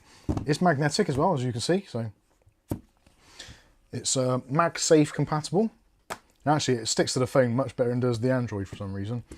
The Android one is okay, but yeah, still not as strong as the iPhone. The beauty of this is it's compact, and also it has an additional USB-C on the side. So if you're like me and potentially you've got multiple devices, as we've just demonstrated here, so you can put one of your devices on the Qi charger, you can plug in one on the side, happy days. You can plug in both your devices at the same time, or maybe you're, I don't know, using your Steam Deck or Steam Deck, that's the one. Maybe you're using a Steam Deck, whatever. The choice is yours. You've got additional outputs, but it also is convertible. So you can actually lift it, and underneath there if you're using AirPods, there's an AirPod charging dock there, which is great. Actually, I'll plug that into the output, not the input. But you've also got this adjustable top section. So if you want this and you've got it by the side of your bed, you can have it in kind of whatever mode you want. Just charge it up, put it on there, pick it up. Oh yeah, great, time to get up, blah, blah, blah. Fantastic. But if you want to have it by the side of your bed, and maybe you want to watch some content, you can just have it in landscape mode, and you can watch your content in bed whilst it's charging. And with most iPhones now, because of the updates, they have the clock on there. So if you've got the one with the always on clock, you can keep an eye on the time, see if it's time to get up. If you're an insomniac, you can see how many hours it's been since you've been asleep. Do whatever you want to do, it's fine. And also you can rotate it around if you just angle it down a little bit, so you can have it in whichever position you want. So if you want to get your notifications and all that kind of stuff on the screen, tap to wake, all that kind of stuff, you can do that. Or rotate it round, put it upright, lower it down. So if your bed's a little bit lower than your bed stand or whatever, you can aim it down, up, down, etc. I think it's a great idea. These are excellent. I wanted these because Kath's got an iPhone, I've got an iPhone, got the other phones as well. It's nice to have something next to the bed. It's also got a little gripper on the bottom as well, so it's going to stick to the surface. So if the cats walk past it, it's not going to like spin around like some crazy thing and end up on the floor. And I'm trying to see how much these are. They weren't expensive, which is why I initially looked at them. So these are the Ugreen, yeah, 20 quid. They were normally $29.99 and now they're reduced to $19.99. Now I think they have been cheaper. Now, I haven't got the Camels app on there, but I'm pretty sure I paid $15.99, maybe $16.99. So yeah, they're great. For 20 quid, you can't go wrong. It's a great charger and they work very well, again, MagSafe compatible, blah, blah, blah, Qi charging, etc., etc., yada, yada. If you've got AirPods as well, stick them on the bottom, charge those at the same time as your phone, so they're ready for you the next day. It's just really convenient. And for basically what is 20 quid now, I think these are great. And did I put it on the screen? Yeah, there you go. So you can see the price in there. Ugreen MagFlow / MagSafe charger compatible, 15 watts wireless charging stand, 2-in-1, magnetic charging station, compatible with all those things, and yeah, limited time deal, $19.99. I'm sure they've been cheaper. In full disclosure, I'm almost 100% sure they have been cheaper. But anyway, there you go. So yeah, that is basically why I want them. I think these are great. They look great. When they're folded down, they're nice and compact. So if you want to, you could chuck it in your pocket reasonably easily, certainly into a jacket pocket, or if you're traveling, going away on a holiday and you want to charge up your AirPods, you want to charge up your phone and possibly another device as well. It's easy, just nice and easy to store it. I like these a lot. I like Qi charging. I don't like having to keep on finding a cable, finding my phone. Even though it's USB-C, you're still trying to twist it around a few times to see if it's actually in or not. And of course, that insertion and reinsertion all the time is slowly killing the life expectancy of the port because they've only got a limited lifespan. Whereas with the Qi charger, just stick it on there and basically it's a much better way of charging your device, in my opinion. So anyway, that is those. Again, I'm glad we finally got this video done, so I can actually take this upstairs and put it next to the bed where it's supposed to be. I did, in all fairness, I did buy a much cheaper version, and I was also given a cheaper version at Christmas by a family member, and the cheaper version is fine. It holds the phone, but I don't have a lot of faith in it, and it doesn't have a built-in charger, so it's just a phone holder. I've still got to plug my USB in every night, and it pisses me off no end. The other one I've got, which is Kath's got on her side of the bed, I'm not even sure what brand it was. It's some random brand, and it's fine, but it's not really adjustable. It's very big, very bulky, takes up a lot of room on the desk stand or nightstand, or whatever you want to call it. So yeah, I wanted to get these because, like I say, I'm really enjoying using Ugreen products. I've got a lot of faith in them, and especially with chargers. You don't want to have a charger in your home, in your car, or even in your office, which you don't have faith in, because we've all seen it. All of these companies, all of these brands, you've seen the horror stories of these things catching on fire. And God forbid that happens to any of you or us. It's just an awful, awful thing to happen. So I'm not necessarily saying the cheap stuff on the market is inherently dangerous, but... Isn't it more to do with the phone than... It can be to do with the phone, but certainly I think Ugreen are in that really happy medium, whereas it's a good brand, decent quality, they've been around a while, they've built a massive business empire on it, on the back of the quality of their products, and I've got no problems recommending them or using them myself, as you can tell, because we've got a lot of this stuff. So anyway, Rasher says, like Mike, I am no longer wearing my smartwatch. I don't even know what version of Android, not Android, whatever OS version is on my iWatch. I haven't used it for probably at least since Christmas, maybe even before. It's not, is it an Apple Watch? I call it an iWatch. It should be called an iWatch, but it's not. It's called an Apple Watch, isn't it? I used to call it an iWatch. You've now taken it on. Valley says I only use genuine Samsung chargers. I think that's probably a pretty sensible bet. If you want to use those, definitely.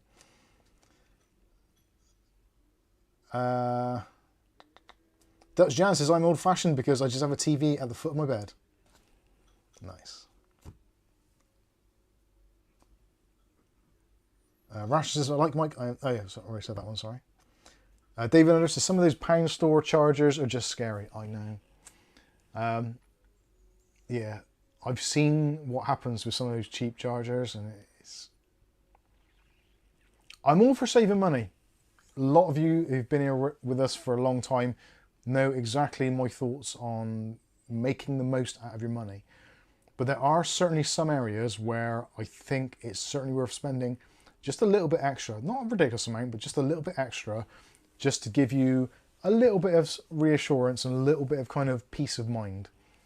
A lot of us, if you've spent a lot of money buying your home, furnishing it, loving it, taking care of it, the last thing you want is for anything to happen to it. So yeah, just spend a few extra pounds. Realistically, it's worth it. It's worth the peace of mind, I think, personally. Anyway, so those are those. So those can go up in the bedroom tonight. I don't want one. Huh? I don't want one. Why? Because I like my phone upright and I've got a case on it, it won't stick. Okay, fair enough. Actually, that's something I should say as well, in full disclosure. If you're using a thicker phone case, the MagSafe side of things is not as good. Obviously, the more distance you put between the magnets, it will be less good. Obviously, in its flat position, it's going to be absolutely fine. If you've got a MagSafe case, you're going to be absolutely fine. But if you've got a case which doesn't have MagSafe or have the built-in kind of metal rings in them, and 6 cats, potentially, yeah, your mileage may vary. So do bear that in mind. I don't want you to think that it's like ridiculously strong, because that would go against the whole point of it, because it's designed to be portable. So if it was really strong, every time you went to pick up your phone, you'd pick up the whole thing and the cables and everything. It'd be a real pain. So there has to be the kind of the break off resistance level. So yeah. Let's look at this one.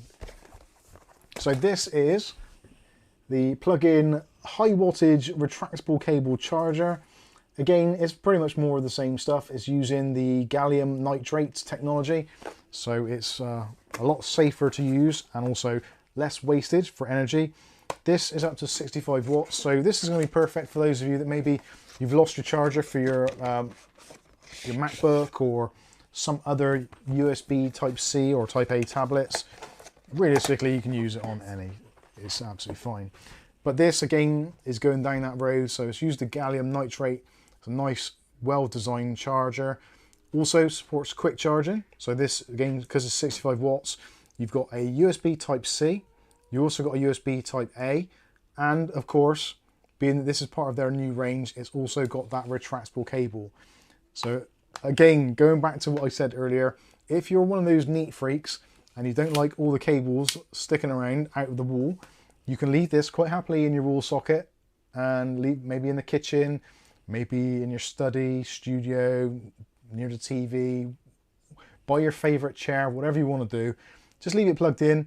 You don't have all those cables trailing if you don't want to. You can plug in others, as I've already mentioned, but you can just, extend the cable out, and again, it's about, I should measure it really, I think it's about 75 centimeters, so about 2 foot, which for most people, if you've got it plugged into your kitchen, got your iPad or your tablet or your MacBook, and you're just typing away in the kitchen or next to your charging thing, maybe got it on your desk or whatever, that's absolutely fine. And of course, if you want to, you can just plug in a longer cable if you should want to. I like the retractable cables. There's something about retractable cables which I actually really genuinely enjoy. It gives me a sense of well-being. So for me, I could use this quite happily. So plug this into the wall and plug the other end, not that one. I could use my phone charger, use that. Now, if I take this to work or somewhere, I just retract the cable and it's nice and neat to pack away. So that's pretty cool. I have no idea how much this is. Let's have your guesses. So, right, you've just shown that one. That is the one you just showed on Amazon. I haven't. That's the mains plug one. Let me have a look. What have I got on? No, I haven't shown any of the ones on Amazon with the mains plug on, have I? No. No, because that was the car charging one, wasn't it? Yeah. Let's have a look. So this is the fast charging 65 watts. There we go, Amazon UK. Let's have a look. Yeah, that's the same price as the car version, bizarrely. I didn't think that was going to be the same. So this is normally $39.99. That, am I sure I haven't seen this already? That is the one you showed earlier, the Ali saying as well now. There's 2 of them. I didn't. I did, sorry, yeah. I showed that rather than the car version of it. Is that the CAF's links? Let's have a look. USBC 2-in-1. Where's the car charger? Fast car charger. Ah, yeah. The links are wrong. So the fast car charger one in our video description goes to this. But I copied the links they sent us. Because you told me to change the links to what they sent. Right, we better have a look at that then. So thank you for that, yeah. Nitride, not nitrate. Sorry, David Underhill. So anyway, we've seen that already. So yeah, it's $27.99. We know this already. Why did I not suss that out just now? What Wally? It's funny because the links were sent to us by Ugreen for some of this stuff, so that's the links they asked us to put in. We'll double check those, we'll update the links. But yeah, I think that's great. $27.99, 30% off at the moment. And yeah, I like the retractable cable side of things. Because also as well, you get to the point, like everything is supposedly changing over to USB Type-C. That's what is happening. So you don't get to the point where you plug in your charger and then you're like hunting around for a cable which would be suitable because it's already built in. But if you want to use a different cable, longer cable or Type A, you can do. So yeah, I like that. I think that's pretty cool. And again, for us here, we are quite often charging many things. And how did that even go in there? Is that even the right box? Am I losing my mind? Slowly but surely, I think I might be. How does that go in there? I'm not very good at this. Ah, there we go. I've reboxed Did you it. have that hexagonal thing when you were a kid? The hexagonal. You shaped it. Oh yeah, no I didn't, I don't think I ever had one of those shapeshifter things. Bastards. Right, so that is going to go in the kitchen, I think. And last of all, I think, yeah, because we've done that one. Last of all, so we'll get this out of the way. This is the piece de resistance for those of you that are going to be out and about this summertime. Or in the winter, or doesn't matter where it is really. So this is a power bank from the same people, Ugreen. So this has also up to 100 watt charging. Also supports iOS and Android devices, retractable cable. This is a 20,000 milliamp hour power bank with retractable cable with up to 165 watts of output. So this is pretty decent. So if you're going down to the beach or you're in a caravan, whatever it is, Kath's choking on her cheddars now. No, I'm just joking. Was that a fruit pastel? Aquarium boat. It's an aquarium pump in disguise. So I think this comes with... There you go, send it back into the beach. There is an accessories box in here. Let's have a look and see what we see in the accessories box. I guess that's going to be a charging cable. Wow. It actually comes with a bag as well. So it comes with a little protective baggie with Ugreen on there. So if you are traveling around and you don't want it all to get scratched up, then you can stick it in your little charging case thing, protective case. That's pretty cool.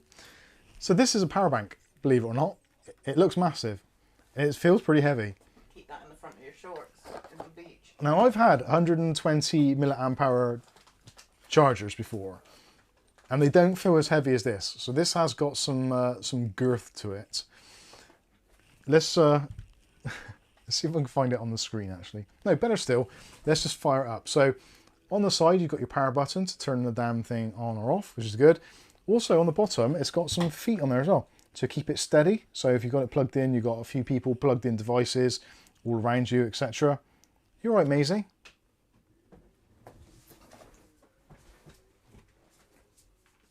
Yeah, she's all right. So yeah, nice unit. You've got a retractable cable, as we had previously. So again, because everything's going USB-C, you've got your retractable cable, again, same sort of length, so about 2 foot, or about 700 mil, I think it is. And you can set it to various lengths, and until you're happy. I think I've broken it. Have I broken it? No, I haven't. There we go. Little magnetic thing on there to hold it in place. And also you've got another 2 outputs on there. So you've got your high wattage or quick charge there. And what does that actually say? My eyesight. I'll tell you what, if I put it the right way, that'd be easier. So input and outputs for charging and output. So the USB type A is an output. The USB type C is an input and an output. So depending on if you're charging it up to take it somewhere or whether you're discharging it because you're using it. But the nicest thing I like about this is it's got a screen on it. So if we press the power button and it wakes up, it tells you how much power is actually in the unit. And when you plug in a device to charge it, it will show you on the screen. So let's do that. Let's grab a cable, because fortunately they have provided one. USB-C, so I use one of their cables and we'll stick that in. Actually, what am I doing? I don't need a cable. It's got its own retractable cable. What are you doing, Mike? Idiot. And plug it into our device. And it says that it's charging. And now on the display, which I'm not sure if you can see or not. Can you refresh that window? Oh, don't worry. It'll come up now. Hopefully you can see that. So it shows you the charging rate and what port you're plugged into and how much battery is left and approximately how long the battery is going to last at. So in the top right hand corner, you can see that it's got the how much time the power bank has got left. So you don't get that battery anxiety because it's got it all on the screen. And if you want to just turn it off, it automatically turns itself off after a little while anyway. It shows you the like the screensaver type thing. If you don't want to see it, you can just press the button on the side and have different displays. So that shows you the outputs. Or if you want to turn it off, press and hold it. I'm guessing. I've not tried this yet. No, so you can't accidentally turn it. Oh, you can. Yeah, if you press and hold it, it will turn off.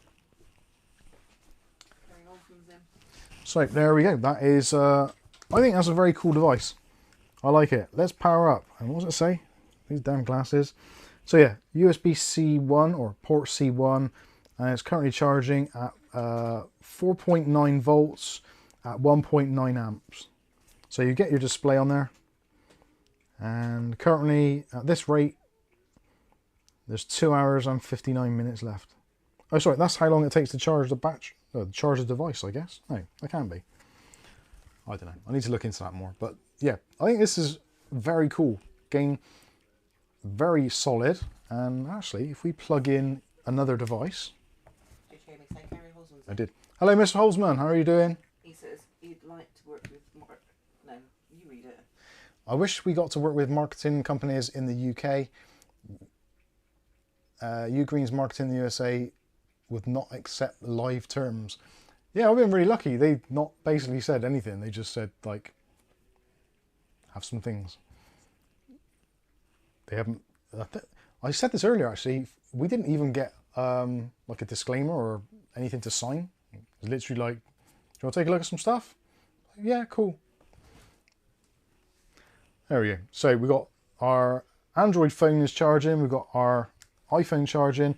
And on there now it tells us exactly what the charging rates are of both devices. And that one, I think the Android one, C2 is... 92. Oh, right. Yeah, C2, that's pretty good because that's showing that it's charging at fast charge rates. So that's currently doing 12 watts, I think. 14 watts. So it's climbing. So yeah, I think that's bloody excellent. I like that. Unplug that, and again, the retractable cable. I love that. Retractable cables are definitely a thing. It's also got all the usual stuff, protections. So you got your thermal protection, over voltage, under voltage, short circuit protection. It doesn't say. I'm guessing it hasn't got any IP ratings because the ports are exposed. So, yeah. There you go. That's a big pocket charger. Yeah, I don't know where. Well, it's for wearing in your budgie smugglers. If you put it in your budgie smugglers, the ladies might think you're somewhat endowed.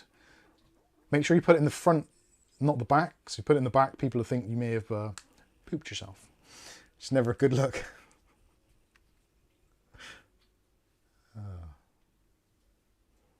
So. Yeah, excellent. Joe Barnes in the chat. Hey Mike, Kath and Feline family and everyone else. Great live stream. Thank you very much. So yeah, I think that is some pretty good stuff. I haven't looked at the price of this. I'm guessing it's a 145 watt charger. It's using GaN technology. Spit my words out. I'm guessing this has got to be 50 quid. It's got to be. And if Kath's put the links in correctly, which I'm sure she will have done,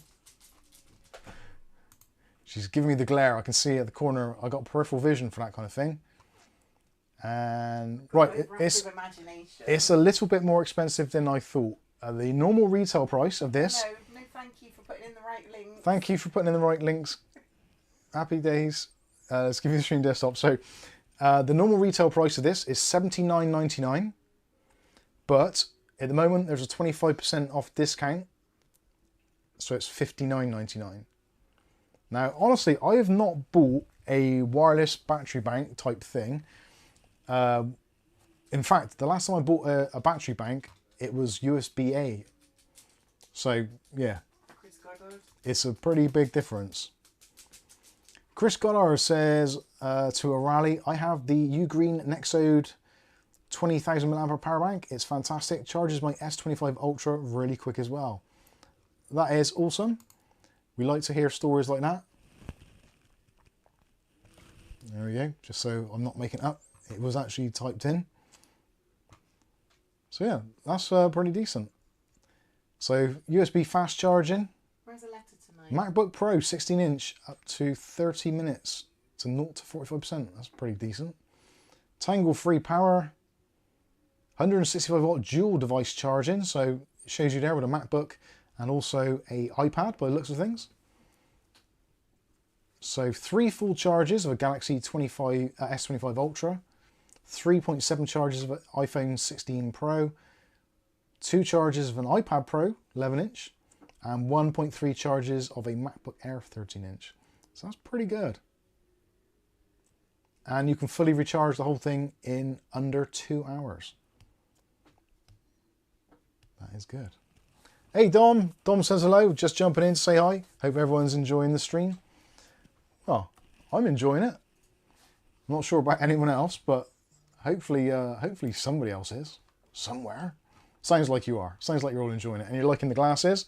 Or you're just waiting to say something like, Mike, you look like Harry Hill.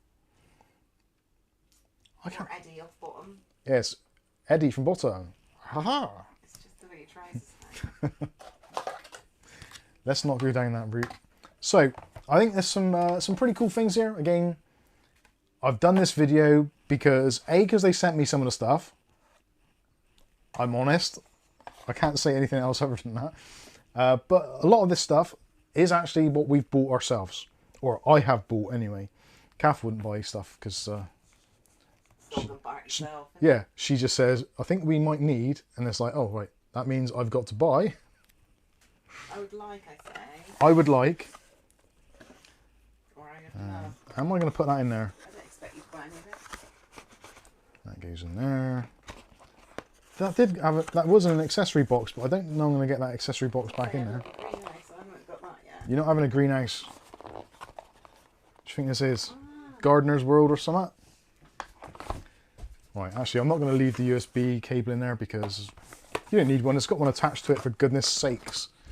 Thank you, Dom, for the 5 Mike's Unboxing Reviews and How-To memberships. If I can find my mouse.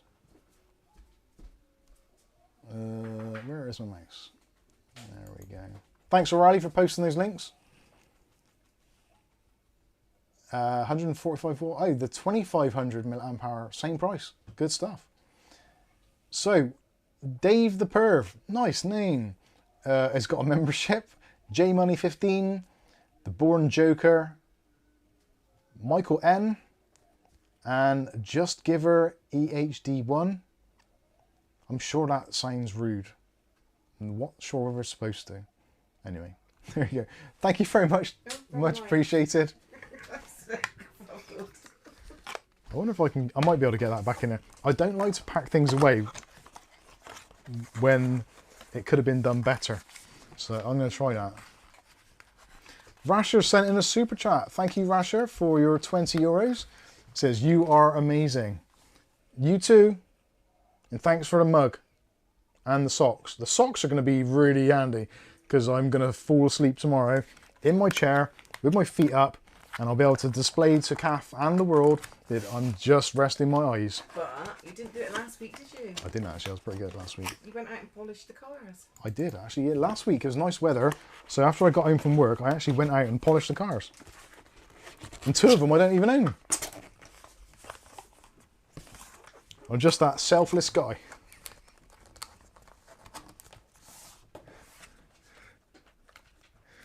Right, so there we go. That is the Ugreen selection.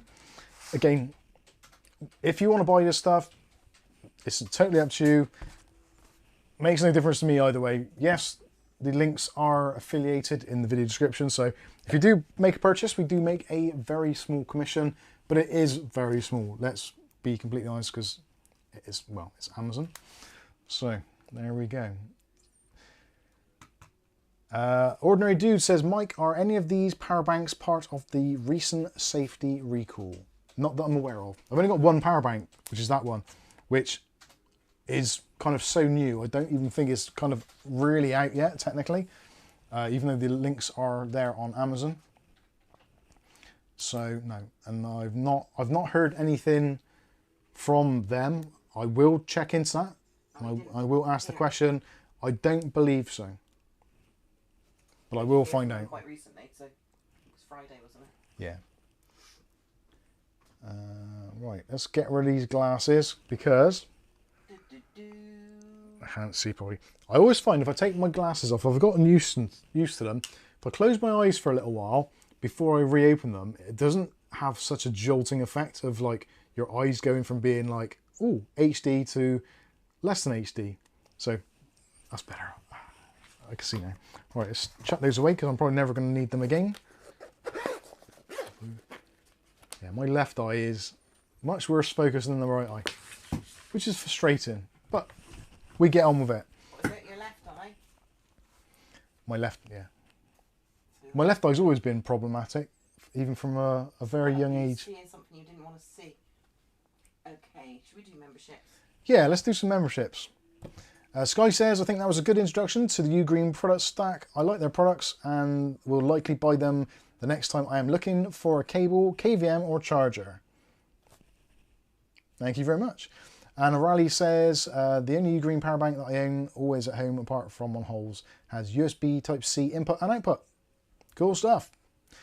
Right, there's some giveaways for memberships there. So we've given away a membership to Captain Shrapnel 1, Fatta Belly, could be me, Richard, Mark Marlowe, and Stevie H. So there you go. You have, you've all got a month's free membership to Mike's Unboxing Reviews and How To. So if you want to, you can claim a VIP role on our Discord. You also get early access to the videos, and you can use the additional emojis, which no one ever uses. Please use the emojis in the chat. They are available. I can't remember how to use them myself. I rarely use them.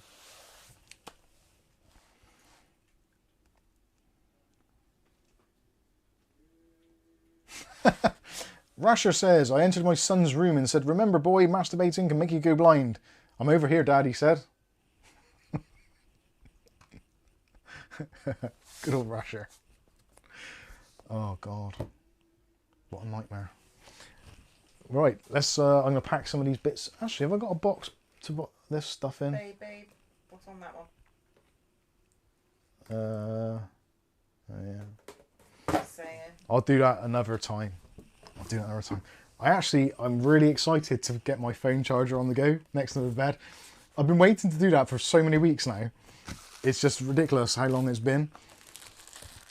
I'm excited. And this, I'm going to charge that up, and I'm actually going to... I'm trying to think what I can use it for out in the garden. I might get a USB fan and plug it into that so I can... That would be perfect. Get one of those baseball caps with the built-in fans, so I can sit in the garden, plugged into that. Although, I guess you'd get a solar one. Anyway, I'm sure there's going to be some really good uses for that. Maybe even charging the microphones for the stream, because I need 3 USB-Cs when I'm doing that. That might be worth doing. Anyway, lots of options there. Again, if you want to pick up the cheap and cheerful car chargers, you're more than welcome to. Some of the household stuff's great. Again, I love the Mac accessories. I think they're great. And it doesn't have to be just a Mac Mini M4. They do it for most of the Mac range. Various different adapters and chargers. They do a DisplayPort version of this one as well. So this is the HDMI one. They do a DisplayPort version which requires 2 USBs into it rather than just one. So there's lots of options out there. Rick Wellybob's been a member now for 45 months. Let's give him a disco. Woo! Where's the disco? 45 whole months. Zero Defects says the YouTube names are back to normal this week. Yeah, I know. That's for Welly Bob. There you go, Welly Bob. Have some RGB in your life. Charles Ballards, new people to Mike's Rumble page. New people, go to Mike's Unboxing Rumble page and subscribe. Let him get to 100 subs by the end of the stream today. That would be fantastic. That would be genuinely fantastic. It would be quite nice to do that. So if you haven't already, just go to Rumble. Just doesn't cost you anything, and it helps to reinforce my my ego. Right, so we're done with Ugreen now. That's it. You're dead to me now, Ugreen. Other than the fact that you're basically surrounding me. My KVM is there. My HDMI switch is there. My charger's in my bedroom. Oh, my SD card reader's over there as well. My Mac Mini reader's there. Oh, my HDMI cables are Ugreen as well. Ridiculous.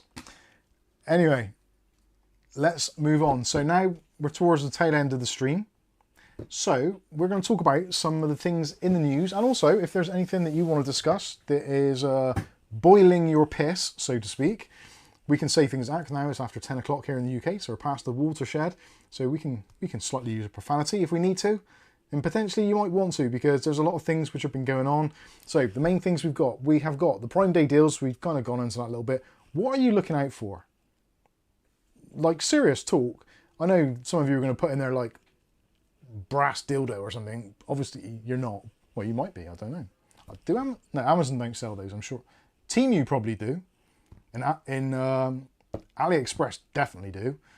Not that I've been looking, just let's get that straight. Hey, Rasher's been 45-month member. Talking of members, let's go back to the subject of brass dildos. We could get Ugly Bob's ergonomic bottle opener out. If Ugreen watch this, there's a definite reason why I said, right, that's it, that's the end of the Ugreen stuff. They don't want to be talking about dildos and things like that. Anyway, moving on. Never going to get anything sent to me ever again. It's fine. I'll buy this stuff anyway. So, Prime Day deals, what are we realistically looking out for? Now, me personally, this will surprise some of you, but then some of you know I'm a little bit unhinged anyway. So, I'm actually looking out for a Intel 265K. Yeah, I said it out loud. I don't mind, I can cope. The Intel 265K is the processor I'm looking out for. I've actually recently come into a very inexpensive Z890 motherboard, which some of you, if you're patrons or over on Rumble, you may have already seen the video for the motherboard. So it is the Asus TUF Gaming Z890 Plus Wi-Fi. Hopefully I've said all of the names there. Those motherboard names are ridiculous. So yeah, I've got an Asus Z890 TUF Gaming Wi-Fi motherboard for much cheapness, and I need a processor to go with it. I kind of wished I never upgraded my rig. I went from 13900K, which I sold that on the Asus board, the BTF one, sold that in a PC, and then I went back to AMD, thinking, yeah, let's do AMD. And AMD for video editing is rubbish. I don't care what anyone says, it's rubbish. Especially for Adobe Premiere. Adobe seems to love Intel when it comes to video editing. I've got a 7900X and it seems worse than my 13900K. Now the 265K is better than the 13900K for video editing. So I'm thinking if I can pick up a 265K for around about £230-ish, I will be pretty happy. I've seen a few go for 250, and I've just seen that over in America, Newegg or Best Buy have been doing the 265K for $220. So if we can see a little bit of that goodness sprinkling over here, and we get it at the same price, pounds wise, obviously exchange rate price will never get lower than dollars because it just never seems to happen because of taxes, etc. But if I can get a 265K for 200-ish pounds, I will quite happily pack my 7900X back into its box and say, be gone with you, evil demon, and go back to Intel. That might cause me more problems than I wish to admit, but that's part and parcel of having way too many PC parts and too many options. I liked it back in the day when I was completely skint and didn't have a YouTube channel and had like one processor, one motherboard, one set of RAM. Life was so much easier. First world problems, I know, but you find people, this motherboard came along, it was ridiculously cheap. I mean, like ridiculously cheap. It's a £300 motherboard and I got it for kind of less than a third of what it's worth, which I don't even know if it works. I'm assuming it does. It's from someone I consider a friend, so it should be fine. But I do really want to build up that system with it in there. I do like the Intel Z890 platform. There, I've said it, it's out in the open. AM5 is good, but for video editing and also for processor efficiency, those Intel 200 series are really efficient. They idle really nice and low. The temperatures are really nice and low. It's just a really nice platform. Like that's a 245K in there at the moment. I'm streaming in a 25-degree room and it's currently at about 40 degrees, 39, 40 degrees. That's brilliant. My other system over there, the 1700K, just idling, doing basically nothing, idles at about 45, realistically. 42 to 45. So that's about the same or cooler and using less power. It's awesome. Rasher says, where's that? My text has gone funny again. Thinking, what the hell are you talking about? Sorry, there's no... John Dave Sullivan's been a member for 15 months. Says, thanks, Mike, Kath, and Mubbers. Nick Barnes says, cheap for a reason, Mike. I know. Zero Defect says, you'd need to be super Glenn levels of lucky to get one at that price. I know. That's what makes it worse. Because Glenn on the Discord actually said that he's picked up 265k this week, I think, for like 200 quid or something. Maybe 220. So, yeah. I'm hoping I can do it. I'm hoping it'll do it. Actually, on Amazon at the moment, if we go to amazon.co.uk, 265k Intel, they have got some from the used bin, like returns, £256 on Amazon at the moment. 2 left in stock. I'm really tempted, but at the same time I'm not, because it might get cheaper. I don't know. I can't imagine them selling very quickly because, yeah, people don't want it. And if you go for the Intel Ultra, actually, let me go on to the Stream Desktop. So there you go. Intel Core Ultra 7, 265k, 20 cores, 256 quid and 7 pence. If you go for the non graphics version, so the KF, you can get those brand spanking for 260 quid. But being that I'm doing video editing, I really do want to have that Intel graphics backbone in there for quick sync. It does make a lot of sense. So John David 7? John David 7 says, one PC I'll wake up. Oh. Just waiting to hear. Oh, John David Sullivan says, just waiting to hear back from my job promotion. Had the interview on Friday. Bit nervous. Crossing fingers. Good luck, John. Hopefully it goes well for you. Nice type of promotion. Ordinary Dude says, I went to the Mac because of the stagnating PC market, and the M4 is a big improvement. Yeah, the M4 is awesome. Jay Gordon says, I'm hoping for an AM5 motherboard with PCI Express 5x16 and 3 M.2s for a good price on Prime Day. You never know. We might get it. Nick's asking, what are they on AliExpress? I honestly haven't had a look yet. It's been one of those things, it's a bit of a, what I would call a pipe dream. I don't need it. And in fact, it would make my life considerably more difficult. If, yeah, it would be like borderline stupid to do it. But something inside me wants to do it. So it might happen.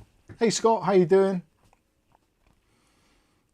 Yeah, I'm not sure. Intel processors generally don't seem to be much cheaper on AliExpress. AMD ones, yeah, massive discounts. But Intel ones, unless they're engineering samples, which I'm not keen on, generally their pricing isn't great.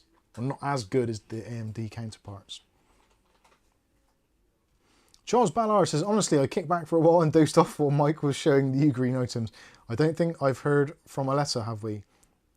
Where have you been lurking again, lady? No, Aletta's not been about. She's in Ohio, and I know there's been some severe storms in Texas, I believe. I think it's Texas, and our thoughts and prayers going out to anyone who's been affected by the storms which have been going on. Seems that the weather's getting a bit kind of crazy in a lot of places at the moment. So, yeah, hopefully those that are suffering, maybe Aletta's had some sort of power outage or something. I'm not too sure how. I'm pretty sure Texas is down towards kind of like the lower other side, and Ohio is kind of like the opposite side higher. But my geography for the US isn't great, so yeah, I'm thinking Ohio is kind of northeast, and Texas would be southwest, like kind of opposing. Am I right in saying that? If you're American, speak up. Speak up and let me be learned. Oh, Aletta might be still celebrating the 4th of July. Yeah, she does like a drink. I bet she's been on the old devil's milk, or whatever it's called. Nun's milk, or I don't know, whatever it is. John David Sullivan, Mike, have you used any Ugreen M.2 enclosures? I was looking at the Thunderbolt 4.1 to use on the Mac Mini. Ah, I'm glad you said that. That was the other thing. I was going through this thinking, I'm sure I got more stuff than this. There was another lot of...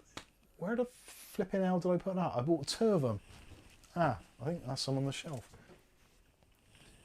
Did I put them there? No, that's my Osmo Action batteries. I bought another 2 Oh, I know where they are. I know where they are. They're up here next to all my M.2 enclosures. These are brilliant. From Ugreen again, I bought 2 of them. And there's a good reason why I bought 2. Because if you're doing disc-to-disc copying, like, it makes sense. Just why wouldn't you have 2? Because they're both going to be transferring at roughly the same speeds. So 2 USB ports, 2 drives, you're off to the races. Don't have to fiddle around with your PC at all. These are excellent. Again from Ugreen. I bought these myself out of our reasonably hard-earned money. And yeah, these are great. There will be a separate video on these, which have I made the video on these? Or I have made the video on these. There's a video on Rumble already. These are the best ones to get. Now they're not the fastest. These are only 10 megabit per second, but they will be run about 1.2 gigs per second. So that's absolutely ample for most people. You can video edit from that. This would be the same speed as the M.2 drive, which is in my dock there, which is fine for video editing up to like 4K 60. So this, if you want to use it as USB, you can do the same. USB Type-C, there's a screw on there, nice metal enclosure. So metal both sides, comes with all the pads, etc. But what I really liked about it is the fact that it comes with this like condom thing. So you just slip, you can get your brass dildos, sorry Ugreen, you can put it into a kind of like, well, I wouldn't want to bounce it around too much, but certainly it's going to be a bit more resilient, isn't it? So you've got a little bit of rubber around it, it's a bit of silicone, USB Type-C connectivity. They're great. And this, I'm pretty sure, was about £16, which, like, £16 for this is nuts. And actually, that was one of the things I wanted to put into the video description. Let me just find it. I might have to get an affiliate link for this because I think it's well worth getting. Where is it? Ugreen NVMe enclosure.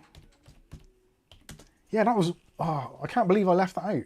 That was going to... says we've been relatively storm-free in eastern Ohio. Oh, right. Thank you.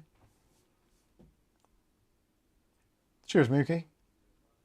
But we hear things over here totally different. You're probably hearing stuff about us. We hear some bizarre stories about weather, and it's and like... I quite often get asked by people in other countries if we're okay, because they hear bizarre stuff, which isn't happening here. Right. Ugreen M.2 NVMe SSD enclosure, USB 3.2 Gen 2, 10 gigabit per second. And if I send this to Kath, she can probably put it into Discord and then copy and paste it. Actually, no, I can't, can I? Because... What do you want? Did you put the links for this NVMe in the video I done yet? Yeah, I think so. Have you? All right. Let me do it that way. Yes, do you want it now? Oh yeah. Yeah, can you post it into the chat, please? Thank you. So I'll put it on the screen for you so you can see it. But yeah, this is... Oh, no. Oh, she's lying to me. That's the Oracle one. Whoops. Yeah, don't do that. So yeah, Ugreen M.2 NVMe enclosure, USB 3.2 Gen 2, so 10 gigabit per second, aluminium, blah, blah, blah, all that stuff, fits in all those different size drives, very easy to use. Heat dissipation is one of the key things. That's why I went for the metal one. And yeah, it's great. And look, £15.78 at the moment, normally 25 quid. At 25 quid, I would have probably bought it anyway. But 37% off, down to £15.78. That's, yeah, that's pretty cool. Actually, I think, is that the one I bought? Actually, let me get on the screen, because there's 3 different sellers that sell this. I'll go back to the main camera a minute, and I'll go to, where is it? Your orders. And there we go. Yeah, that's the same one. Oh, I paid too much. It's the same sellers. Oh no, it is a different design. Sorry, my mistake. I can't believe I've done that already. Right, let's go back to Stream Desktop. So there you go, Ugreen M.2 NVMe, same sort of thing, but yeah, the metal version with the screw there to hold it in place. Yeah, it's a really nice design, nice and cool, fits all those different size drives. Yeah, you can't go too far wrong. And normally $25.99, normally $24.99, as I said. I've added it to the video description as well. Kath's put it in the video description for the YouTube as well. I've done it in the link in the chat as well. Ah, cool. Yeah, Kath's posted the link in there. So Ugreen aluminium, blah blah blah blah blah blah blah, etc. There you go. And yeah, absolutely excellent. 17, less than 20 quid. Like, come on, less than 20 quid. These are super handy. So for me, I'm quite often cloning drives, and it's a weird thing. Modern computers now have more M.2 slots than ever before, but it's like they quite often do something stupid, like have a massive metal heatsink which goes over all of them. Like, prime example, that board there. If I want to get to the M.2s, which are underneath the graphics card, I've got to take the graphics card out. So that means I'm plugging all those wires and also the HDMI and DisplayPort cables, etc. Then I've got to take out the shield for the M.2s. So why would I even think about doing that? Other than to get like a faster benchmark, when I can just plug in one of these USB ones, still transfer the data, it's happy days. Can't go wrong. So that's why I bought two of them, because I thought, well, realistically, if I'm doing some cloning, like, I don't even need to disturb my PC. I can just get two drives, plug them into one of these each, stick them in the USB ports, which there's loads of, and yeah, just let it transfer, do its own thing. I can leave my Windows drive intact and not have to worry about it. I don't have to take my graphics card out. It's brilliant. So yeah, get some of those. They're very handy. And in fact, I would say, people will say to me, like, what's your most, like, what would you suggest I need for tools for, like, becoming a PC technician or for building PCs? And definitely, drive cloning is something which you'll end up doing, because quite often, if you build a PC, you're going to want to test it. So then you're going to want to put some games on it. So you're going to probably install your Steam library, at least partially, maybe Epic Games, maybe Ubisoft, whatever. You're probably going to register or log into certain sites. You don't want to be selling a computer with that drive in it, do you? So when you've done the install, clone the drive, boom. When it's done, take that drive out. Move on to the next PC. Much, much easier. Excuse me. Shen. Hey Mike, I need help with my BIOS. Saw your video for the A520i and now it won't boot. It started flashing, but only the fans are spinning after 20 minutes and the LED not blinking. What do I do? A520i. Which A520i? There are a lot of them. That sounds like a gigabyte, maybe.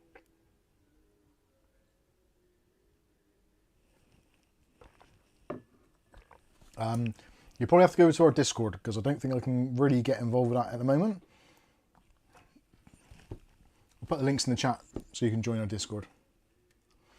Charles Ballard says, that is a nice enclosure. I considered getting one 2 years ago when I built my new computer, but ended up not doing so. I'm exactly the same. I keep on seeing those things and like, I really need to get one, and then I don't bother. I think I'll be all right.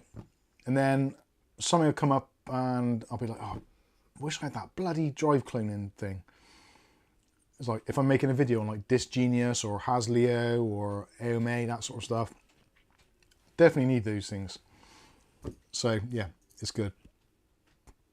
Shen A520A. Yeah, I'd probably, if it's flashing and it's not done anything, or it's flashing and just carry on flashing, you've either got the wrong file or the drive isn't recognized. So try either another drive, make sure you got it in the right slot, and NBR. Make sure the drive's got NBR. Also, potentially, when you're unzipping or extracting the file, make sure you do it with Windows extraction tool and not like WinZip or WinRAR or 7-zip, because for some reason they don't do it right. Make sure it's FAT32 as well. I said NBR, what does that even stand for?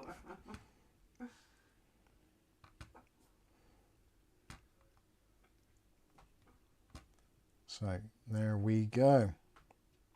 Happy days. Right, so, hey? Mookie, what is some good free drive cloning software these days? I would suggest, if you are driving cloning, there's two which stand out to me as being like top of the charts. The Hasleo Disk Management Suite, that's really good.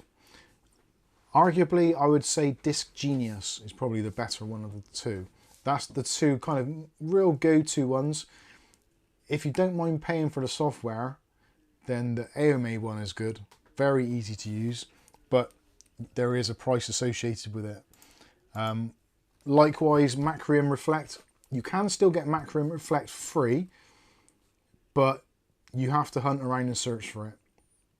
I've had a couple of instances where Macrium Reflect has actually failed for me, where it's done the cloning, allegedly. I put the drive into a machine and it wouldn't recognize it.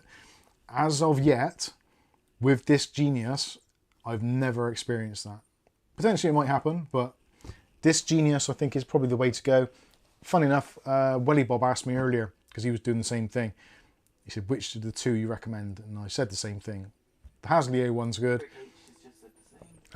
Or I would say Disk Genius. Disk Genius I think is probably one of the better ones. Yeah, of course, yeah, there's LazySoft as well. Disk Image and Clone, that's pretty good. From LazySoft, I think we've done that on a video possibly. Dan Marr says some drive manufacturers include a version of Acronis for free. Actually, saying that, yeah. I'm not sure if I'm allowed to say this or not. Maybe I shouldn't. Maybe not. Join the Discord. Join the Discord. Discord so it's safe to just unplug the USB and power down my PC. Shen was asked. Yeah, just turn off the PC. Yeah, turn it off on the power on the mains. So we've got this drive here. This is the Predator from Acer Predator. This is the GM7000 2TB drive. This is a corker of a drive. Talking about drive testing, etc., and hence the caddies, etc., for cloning. There may or may not be some good deals on this in a few days' time. I couldn't possibly tell you if there were going to be deals on these drives. If I was to tell you that the GM7, the GM7000 and the GN9000 range might possibly be reduced in price significantly in a few days' time, well, I couldn't tell you that. It's not my job to tell you. And if they did them in 1TB, 2TB and 4TB models, again, I couldn't tell you because that's not my call. But potentially, if you're thinking of increasing your storage arsenal, it might be worth a look. Wink, wink, nudge, nudge. Yes, exactly. Rasher says, I have drawers full of Amazon Prime Day, Black Friday and Temu, AliExpress tech that I don't need. I've got to the point where I need some 1TB drives. 1TB drives are very much, it's got to a point now where the difference between a 1TB drive and a 2TB drive isn't double, which it used to be. Much like if you went from a 512 to a 1TB, it was basically double. I remember vividly, I can't think of the brand right now, but there were, oh yes I can, TC Sunbow, remember them? They came and went.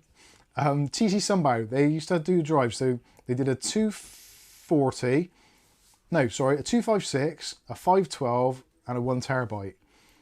And it was, I think it was 40 quid, no 20 quid for the 256, 40 quid for the 512 and 80 quid for the 1TB. So it was like basically double the price. So if you had the money, it was worth just buying the bigger drives.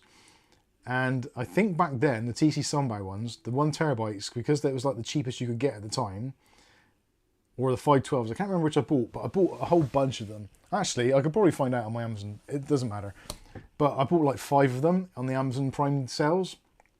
Because it's like, well, these are a ridiculous price. And even though I bought them all, it was like, I turned around one day, not very long after, and it's like, what happened to all those drives? It's like, well, they've gone into computers. They've been sold. It's like, shit, already.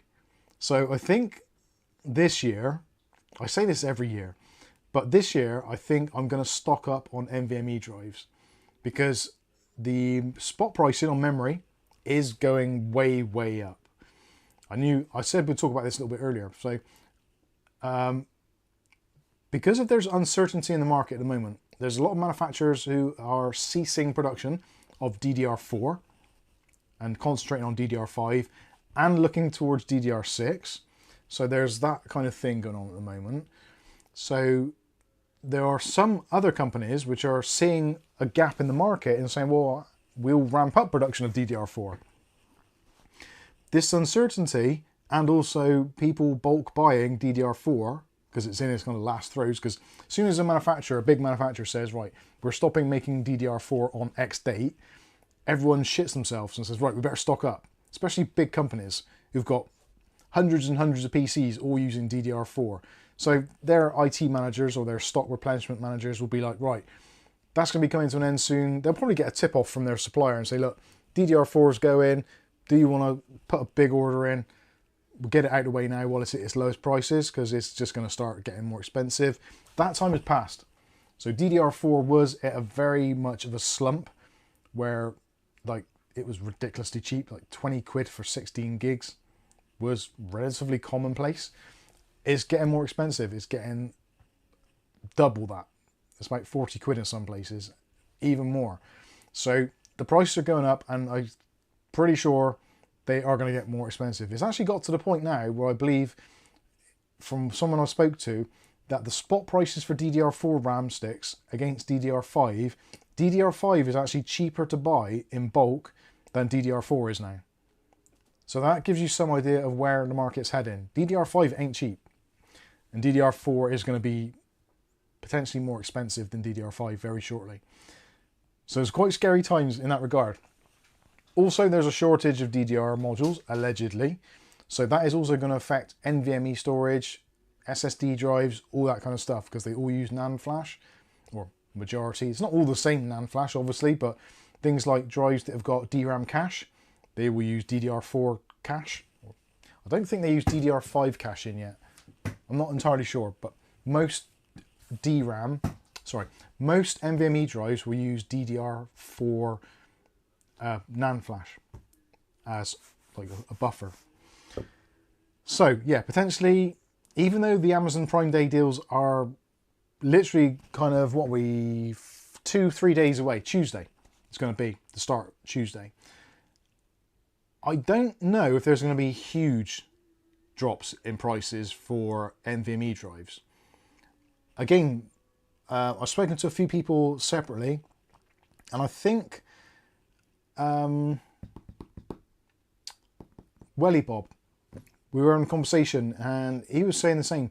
We've both noticed it, and I've mentioned it a couple of times in the streams, that NVMe drives have started getting noticeably more expensive. We've gone from the baseline where most drives are like 40 quid, maybe slightly lower for 1 terabyte. That was kind of like the baseline price, and you could gauge the rest of the market on that. So if it was a good quality drive, you spend a bit more because it's a good quality drive. If it's your kind of generics, your TC Sumbos, etc., Oracle, whatever, they would all be that kind of baseline price, but 40 quid for a terabyte. At the moment, all of those are roughly about 50 quid. Now, whether they've kind of artificially rose those prices so they can reduce them for prime sales, that's possible. It does happen. But I think it's come at that perfect storm time. So there's not much of it on the market. The spot prices have gone up for the components. The tariffs and also all that other stuff is going on. The inflation rate is still climbing. So it may not be getting artificially more expensive, meaning that they can't afford to do such a big drop when it comes to prime sales. So that is a little bit of a worry, especially obviously from summertime now, heading through into autumn, then clearly into winter. Most of us that do any sort of PC repairs, flipping, all that kind of stuff, you look at the summer months as being like the quieter times where you stock up. And if you can't stock up during the summer, when prices traditionally are at rock bottom, you then wait till Black Friday and pray that there's going to be enough stock at reasonable enough prices that you can make it through that kind of those few winter months with the stock you've got on hand, or that prices stabilize. So I don't know. I don't know what's going to happen. if anyone has any idea or any thoughts, please do let me know in the chat, because I have no idea. Because I can't get where it is there. That's right. I think Jan and Vianney had questions that I noticed. Dutch Jan. Oh, where's Dutch Jan's question?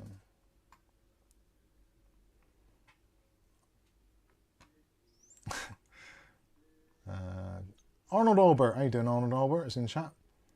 Charles Ballard says, wait, I haven't seen a cat. No, there's one. Well, there's one there. I've had about 5 on my desk tonight so far. Actually, I've had all of them. Viali says, question, Mike, bet you haven't got them yet. No, I haven't. This week, again, has been an absolute nightmare because I've had lots of stuff to get on. I've also had Angel's car, trying to fix that as well, because there's been a few little gremlins going on there. Also, I had to take her out for a driving lesson as well, so that was all a bit crazy as well. Day off. And she had a day off, and so yeah, it's been another nuts week. But so no, Viella, I haven't got them yet. Oh, and next Saturday. Next Saturday, potentially there might not be a stream, depending on some variables. So we've got a family do to go. We've got to go to. We don't know when it's going to finish. If it finishes in time, we can get on. We will do a stream, but potentially next week there might not be one. So just to be aware.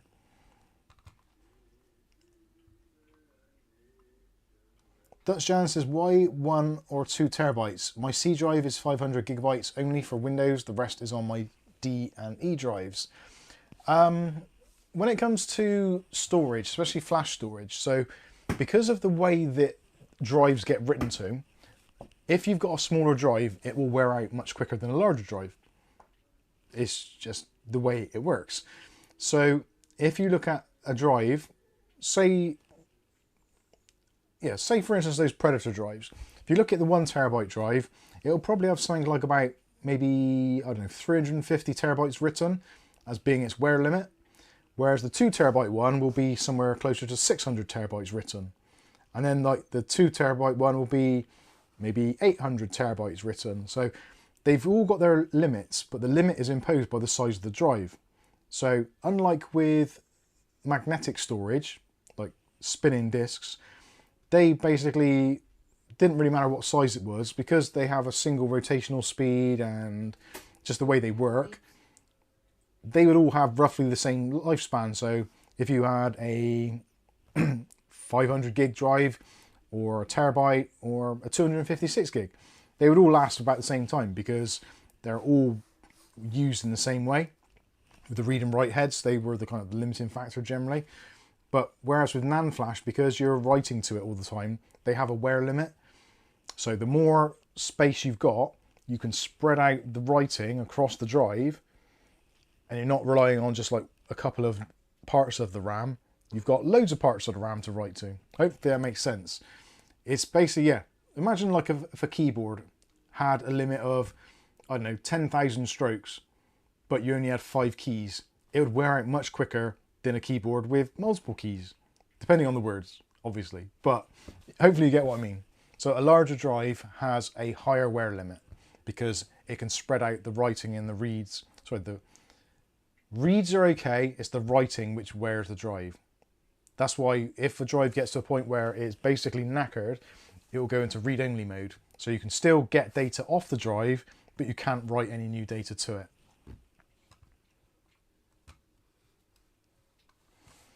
AJ says, I have an Excel sheet to keep track of my SSD drives. 60 plus at the moment, several still in their packaging. If you've got enough SSDs to have a spreadsheet, that's impressive.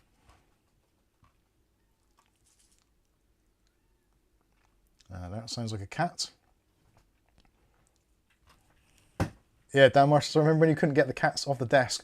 The thing is as well, it's quite mild at the moment, so the cats like to be out and enjoying the fresh air-ish while they can. So when they're not sleeping, they're out doing things.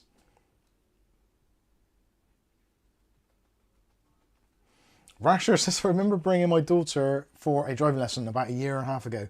She was driving so close to the cars that were parked on the left, I freaked out and we had to go home. Angel's doing really well. If anything, I would say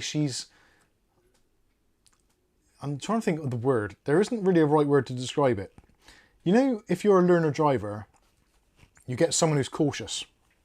So you kind of go exactly by the book. So if ever there's a roundabout, you roll up to a complete stop, even if there's no cars coming, and then you wait, indicate, and then move. Angel's a little bit, I wouldn't say overconfident, but she keeps going, keeps the momentum going. So if we come up to a roundabout, like I saw her looking, I keep an eye on what she's doing, and come up to a roundabout, it's in a relatively low traffic area anyway. But I said to the roundabout, I said, right, at the roundabout, we're going to take the next left.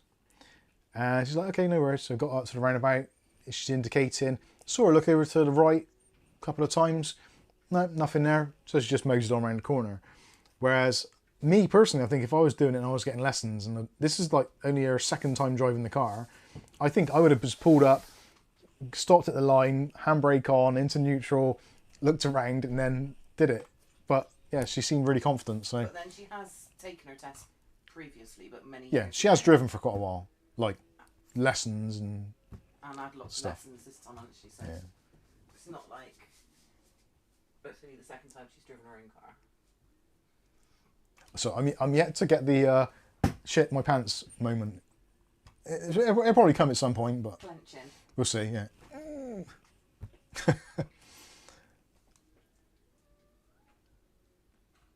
David Underhill says, please let people know it is 4:30 a.m. I have to get up for the stream. Oh, bless you, David Underhill. Getting up at 4:30 a.m. for the stream. That's impressive. That is impressive, actually. Kaiser Solo says, I bought a few job lots for NVMe drives.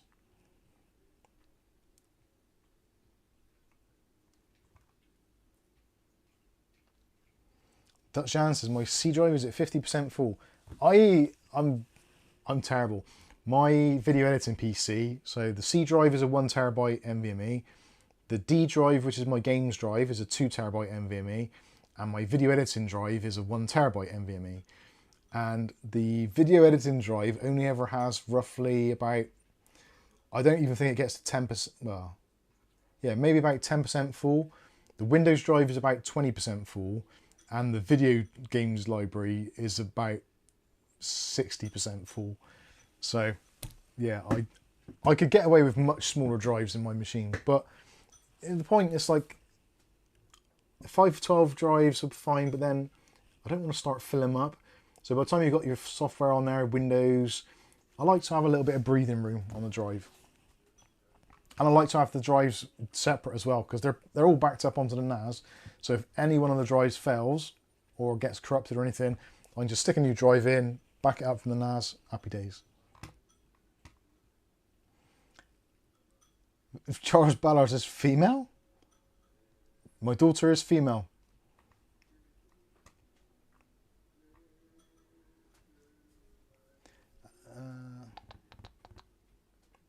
David Underhill says, Trim is the built-in management firmware that maps the dud cells and SSDs.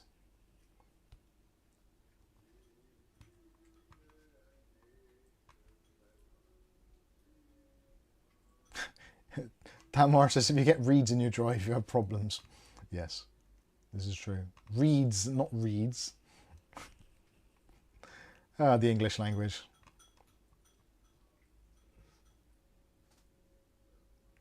I just read that quickly, what Nick Barnes put in there. I just read, at Rasher, my wife passed this year. And I stopped reading there. It's like, oh, shit. And I realized, like, well, she typed in chat earlier. Anyway.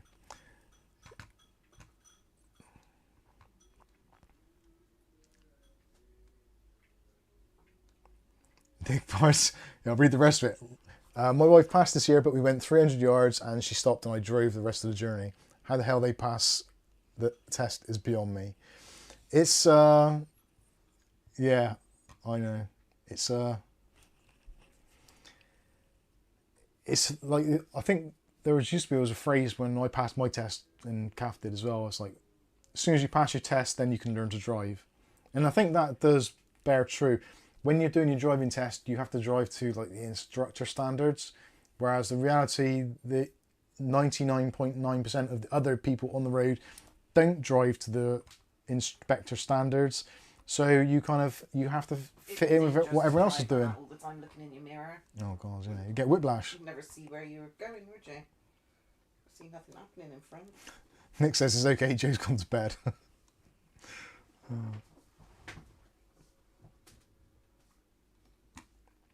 So, what else can we talk about? The ending support for the GeForce 1000 series. I don't know if that's such a big deal. I know there's a lot of YouTubers. The way that YouTube works these days is everyone's really like struggling for content, it seems, and they're just reiterating. I know I've said this 1,000 times, I'll say it again. People are just like becoming news channels, and everyone's just saying the same thing. Like I know where it comes from, because like you think if you're a YouTuber, you think that somehow your thoughts or your whatever you have some sort of what's the word I'm looking for? Your opinion counts, which I guess for some people maybe it does. Realistically, I don't think any of us do. It's just a numbers game, and some people might agree with what you say, some people disagree. Realistically, I think for me, it doesn't really make a great deal of difference. I think the people that are still using a 10 series graphics card at the moment, like at the moment, they've said that the official 10 series is going to stop being supported when Nvidia reaches driver version 580. Now, at the moment, it's on 576, I believe. There was an update a couple of days ago. So either 576 or 578. So it's kind of getting close, but realistically, there could be another year left from updates. Depends how they space it out. You never really know. Yeah, influencer is such an overused term. It really is. Yeah, I've got two trains of thought on it. One of which is planned obsolescence. I think in general is a bad thing. Much like Microsoft with Windows 10 coming to an end and then stopping support for it.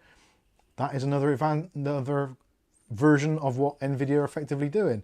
So you may have a completely excellent working example of a 10 series graphics card, and it may suit your purposes absolutely fine. That's okay, but the reality is, if you are someone who is gaming on your computer, the reality is for games, they quite often update drivers. So if you are a gamer and you're on a 10 series card, it's going to be something you're going to probably have to upgrade.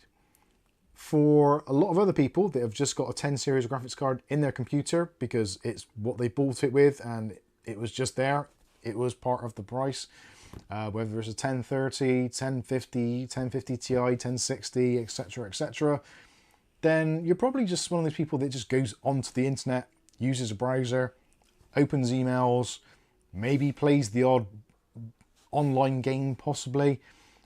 It's relatively unlikely that if you're rocking a 1060, 1070, that you are considered to be a kind of a devout gamer. Because if you were, you would probably have upgraded by now. I would think, especially if you're playing the latest games. Realistically, if you are on a 10 series graphics card and you're just playing your Counter-Strikes, your esports titles, your Rocket Leagues, that sort of stuff, you're pretty much going to be fine anyway.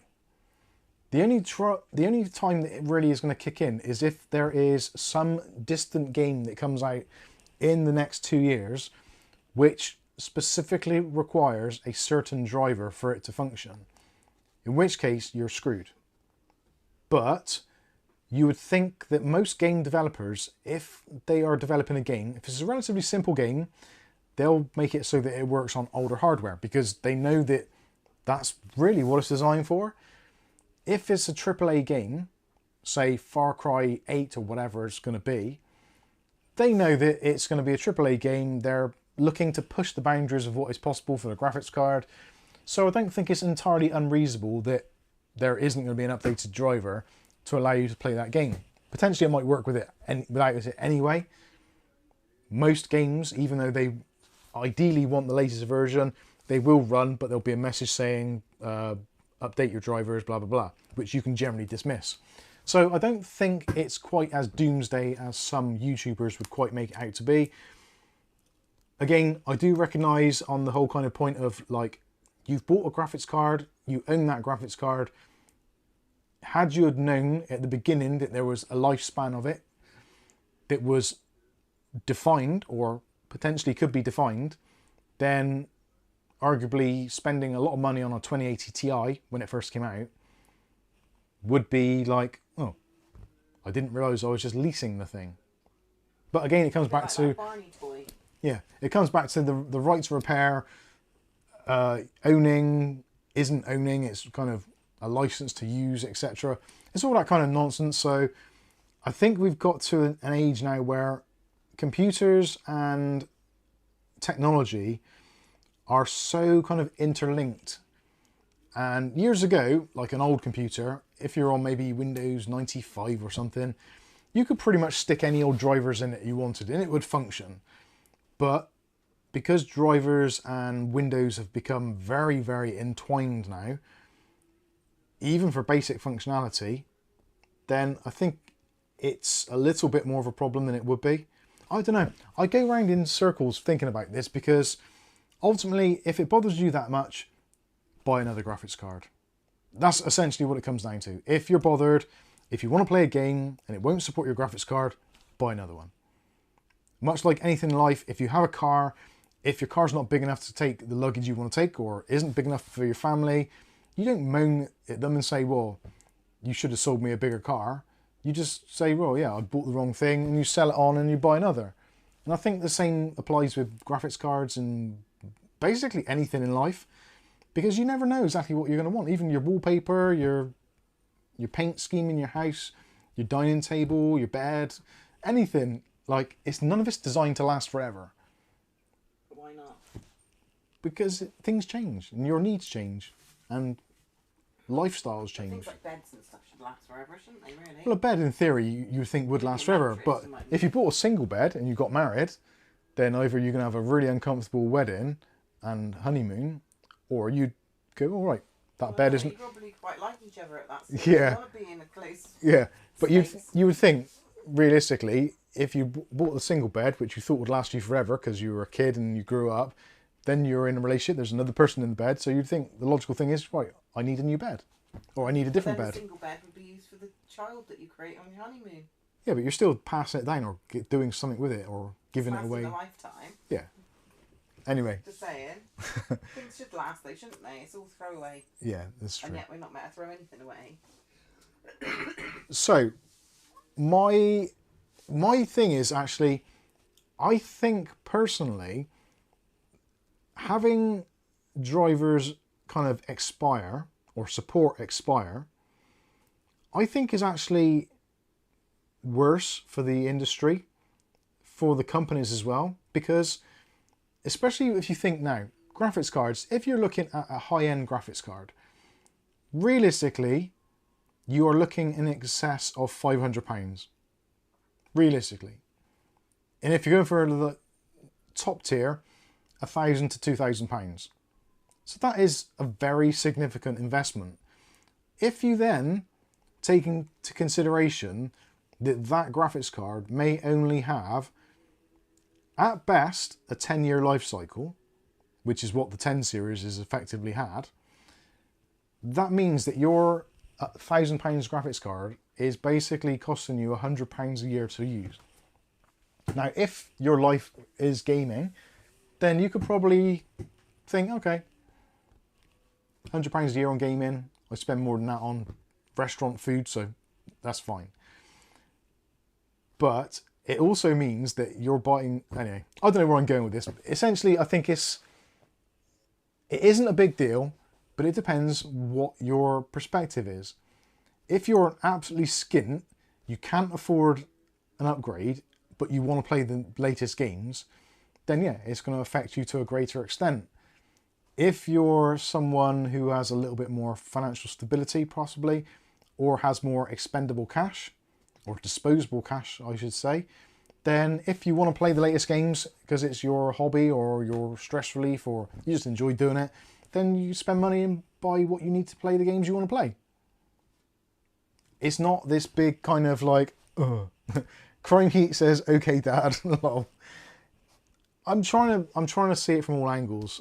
Yes, I know it's bad. Things should last longer than they do. Planned obsolescence is never a good thing in any instance, but unless you're making the product. Would we, as PC gamers, do we want the development of PC games to stagnate so that they can keep in phase with the range of graphics cards which are on the market? Arguably, that might be the better way, because then you could try to program and code for the hardware which is available and get the most out of it. But then, effectively, that's what drivers are supposed to do. I don't know. It's a very yeah. As soon as you buy something better comes in. Yeah, the iPhone race. Like, I bought an iPhone XR. That had lasted me 6 years-ish, 7 years maybe. Then I got an iPhone 16. And I honestly can't really tell much difference. Now, if I put both of them side by side, I probably would. But the reality is, like, apps still take a while to open. The internet only has a finite speed in our house. So, yeah. I quite often think to myself, like, I spent a not inconsiderable sum on that phone. I was like, why? Because you had to have it. Because I kept saying, why do you need a new one? Yeah. But also because aren't we not getting updates after? Yeah, I think the iPhone XR is on its last update, or is about to get its last. I think it's on its last. I don't think there's any more updates for the XR. So it was kind of a thing like, come September this year when again, iOS 26 comes out, it's going to be like, well. But there's no reason why they couldn't do updates for it still, if they don't want you chucking yeah, away. That's true. Yeah. But they want you to chuck it away because they want to make money out of you. If you like. It would be nice if you could buy a mobile phone and it would last forever. Like things like the 2G masts have all been turned off now, or are turning off. So you can't use older phones like the old Nokias from back in the day. So if you just wanted a simple text phone that you could text and you had to actually know the number of the person you're texting, then yeah, you can't even use those anymore, which is a real shame. There are ways around it, I think, but essentially you can't. So anyway. Actually, yeah, Ordinary Dude says a very important thing there. The battery life is crazy long. Yeah, the battery life on the iPhone 16 is excellent. But then it was excellent like, on the XR. I've been using this all day, and granted, I did plug it into the charger earlier in the stream. Shout out Ugreen. It's at 90%, and I've been using it all day. I didn't get up early. But the XRs lasted like that when we first got them. Yeah. A new battery in the XR might do that, but then the XR would be under more load trying to display images and stuff now, so it wouldn't be as good. The images that they were displaying. No, but like if you go to a website, there's a lot more stuff going on in the background on a website now to take advantage of modern processors. And so data. An older processor would have to work harder to maintain the same levels. Anyway. Yeah, you mean the Sony Ericsson Walkman phone is useless as backup now, definitely. 3G has been switched off in Australia.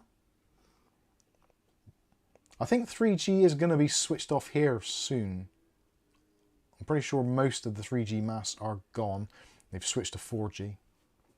I could be wrong though. Right, what other things? Oh, Windows 10 extended support. I guess this is the same sort of thing. So Windows 10, Microsoft in their wisdom have said that if you're going to use their backup solution, which is basically your configuration settings, and sign in with a Microsoft account, you will get an additional year's worth of security and product updates. Again, I think with this, I think it's less of a big deal because with the graphics card situation, like the Nvidia 10 series, the support's coming to an end. But it's not like Nvidia have said, well, tell you what, like you've been a customer of ours for a while. We didn't want to lose you as a customer. So maybe we'll give you another graphics card. Which effectively is what Microsoft are offering. They are offering you another operating system, Windows 11. It's a free upgrade. I think that's... free, you know that. It's not, yeah, we are the product because it's free, essentially. But they're taking your data anyway on Windows 10. So, like, if you're on Windows 10 already and you're worried about privacy, you're not really using the right computer software at all. Well, you shouldn't go on the... Yeah, if you're worried about your identity, just don't go online. Don't buy anything ever. Don't leave the house. Turn off all your cameras. Don't go shopping in the So, supermarket. I think personally, Microsoft, yes, there's a lot of people who are like, well, I can only use Windows 10 because I'm used to it. Well, that's a you problem. If you're used to it, then get used to Windows 11. It's a thing. It's happening. It's not like it's been a secret. It's not like it's kind of not been in the works for the last 18 months or so. It's a thing. But if you always comply to everything, then they just push it all forward quicker, don't they? But the thing is, if you don't comply to it, it doesn't make a difference anyway, because slow it all down though, doesn't it? I don't know if it They will. weren't giving that support before, were they? It happens every time. Like when we went from Windows 10, Windows 7 to Windows 8, there was like Windows 7 was still in use by like loads and loads of companies and people, and Microsoft are almost at 8.1, I think it was, before the figures even got close to being like equal or half. Hey Dave, here is Dave the cat. Hey Dave the cat, you all right? Yeah, he likes the Ugreen stuff. What would you like, Dave? He wants the car charger for when he goes out in Angel's car and he's gonna have his fur, out the window blowing in the breeze. Wish I could do that. Oh, you can have your back fur. Hello, mate. Come here, then.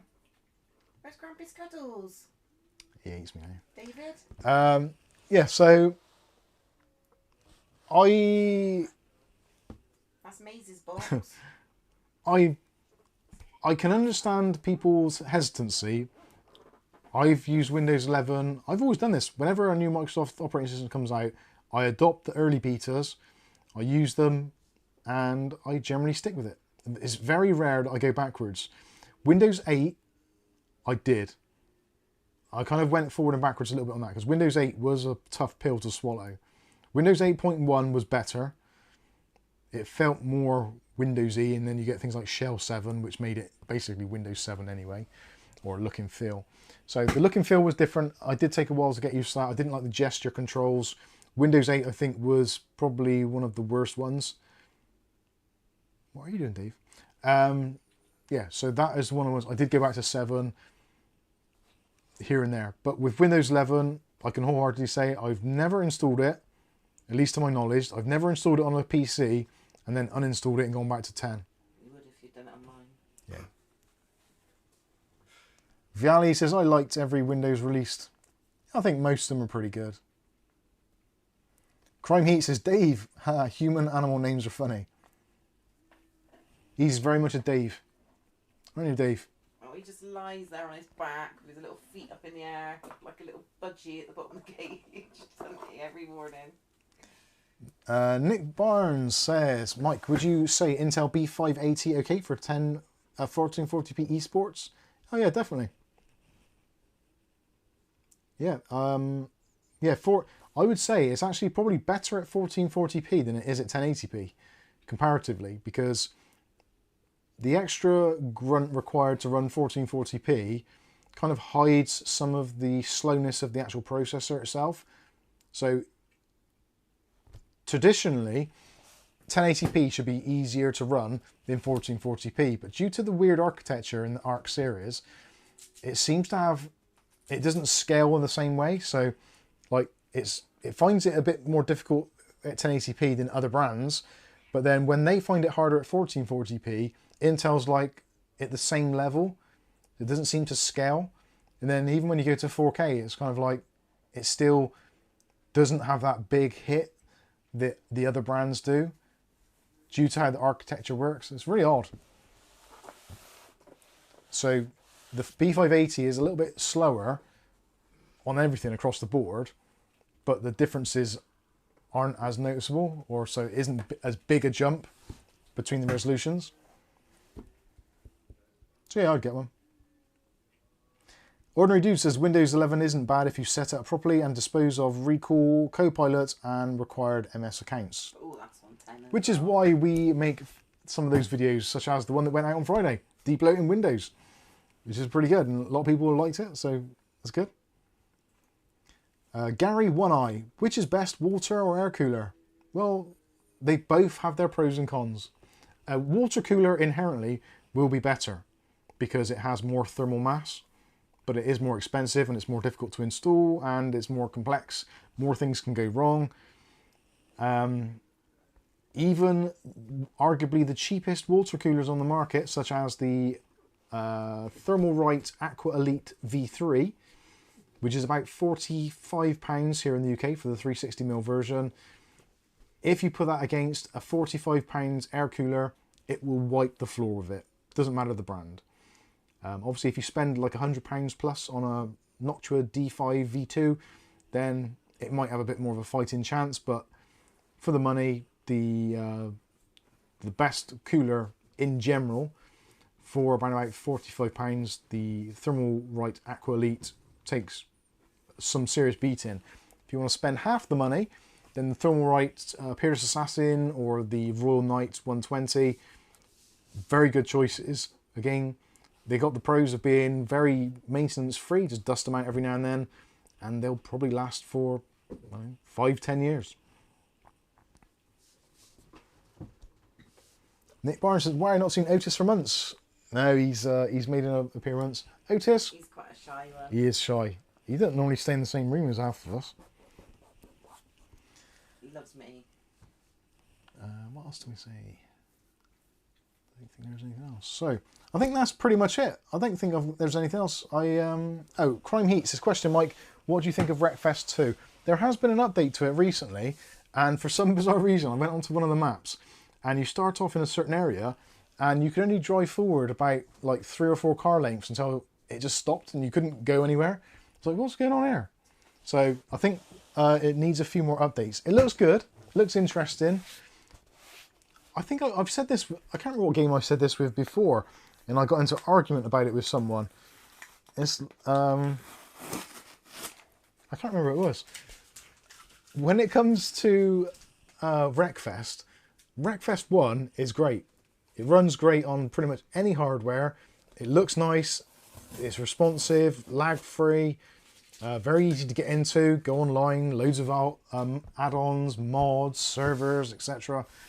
So Wreckfest 1 is brilliant. Wreckfest 2 at the moment doesn't appear to look dramatically different, I would argue. There are certain differences, but it's like the kind of, it's like switching from medium to high on graphic settings. It doesn't really make much difference. There's Dave. Is that got any labels on? Or is it good? No, I've taken them off. Dave's. Yeah, I think Wreckfest 2, as it stands at the moment, is almost a waste of money.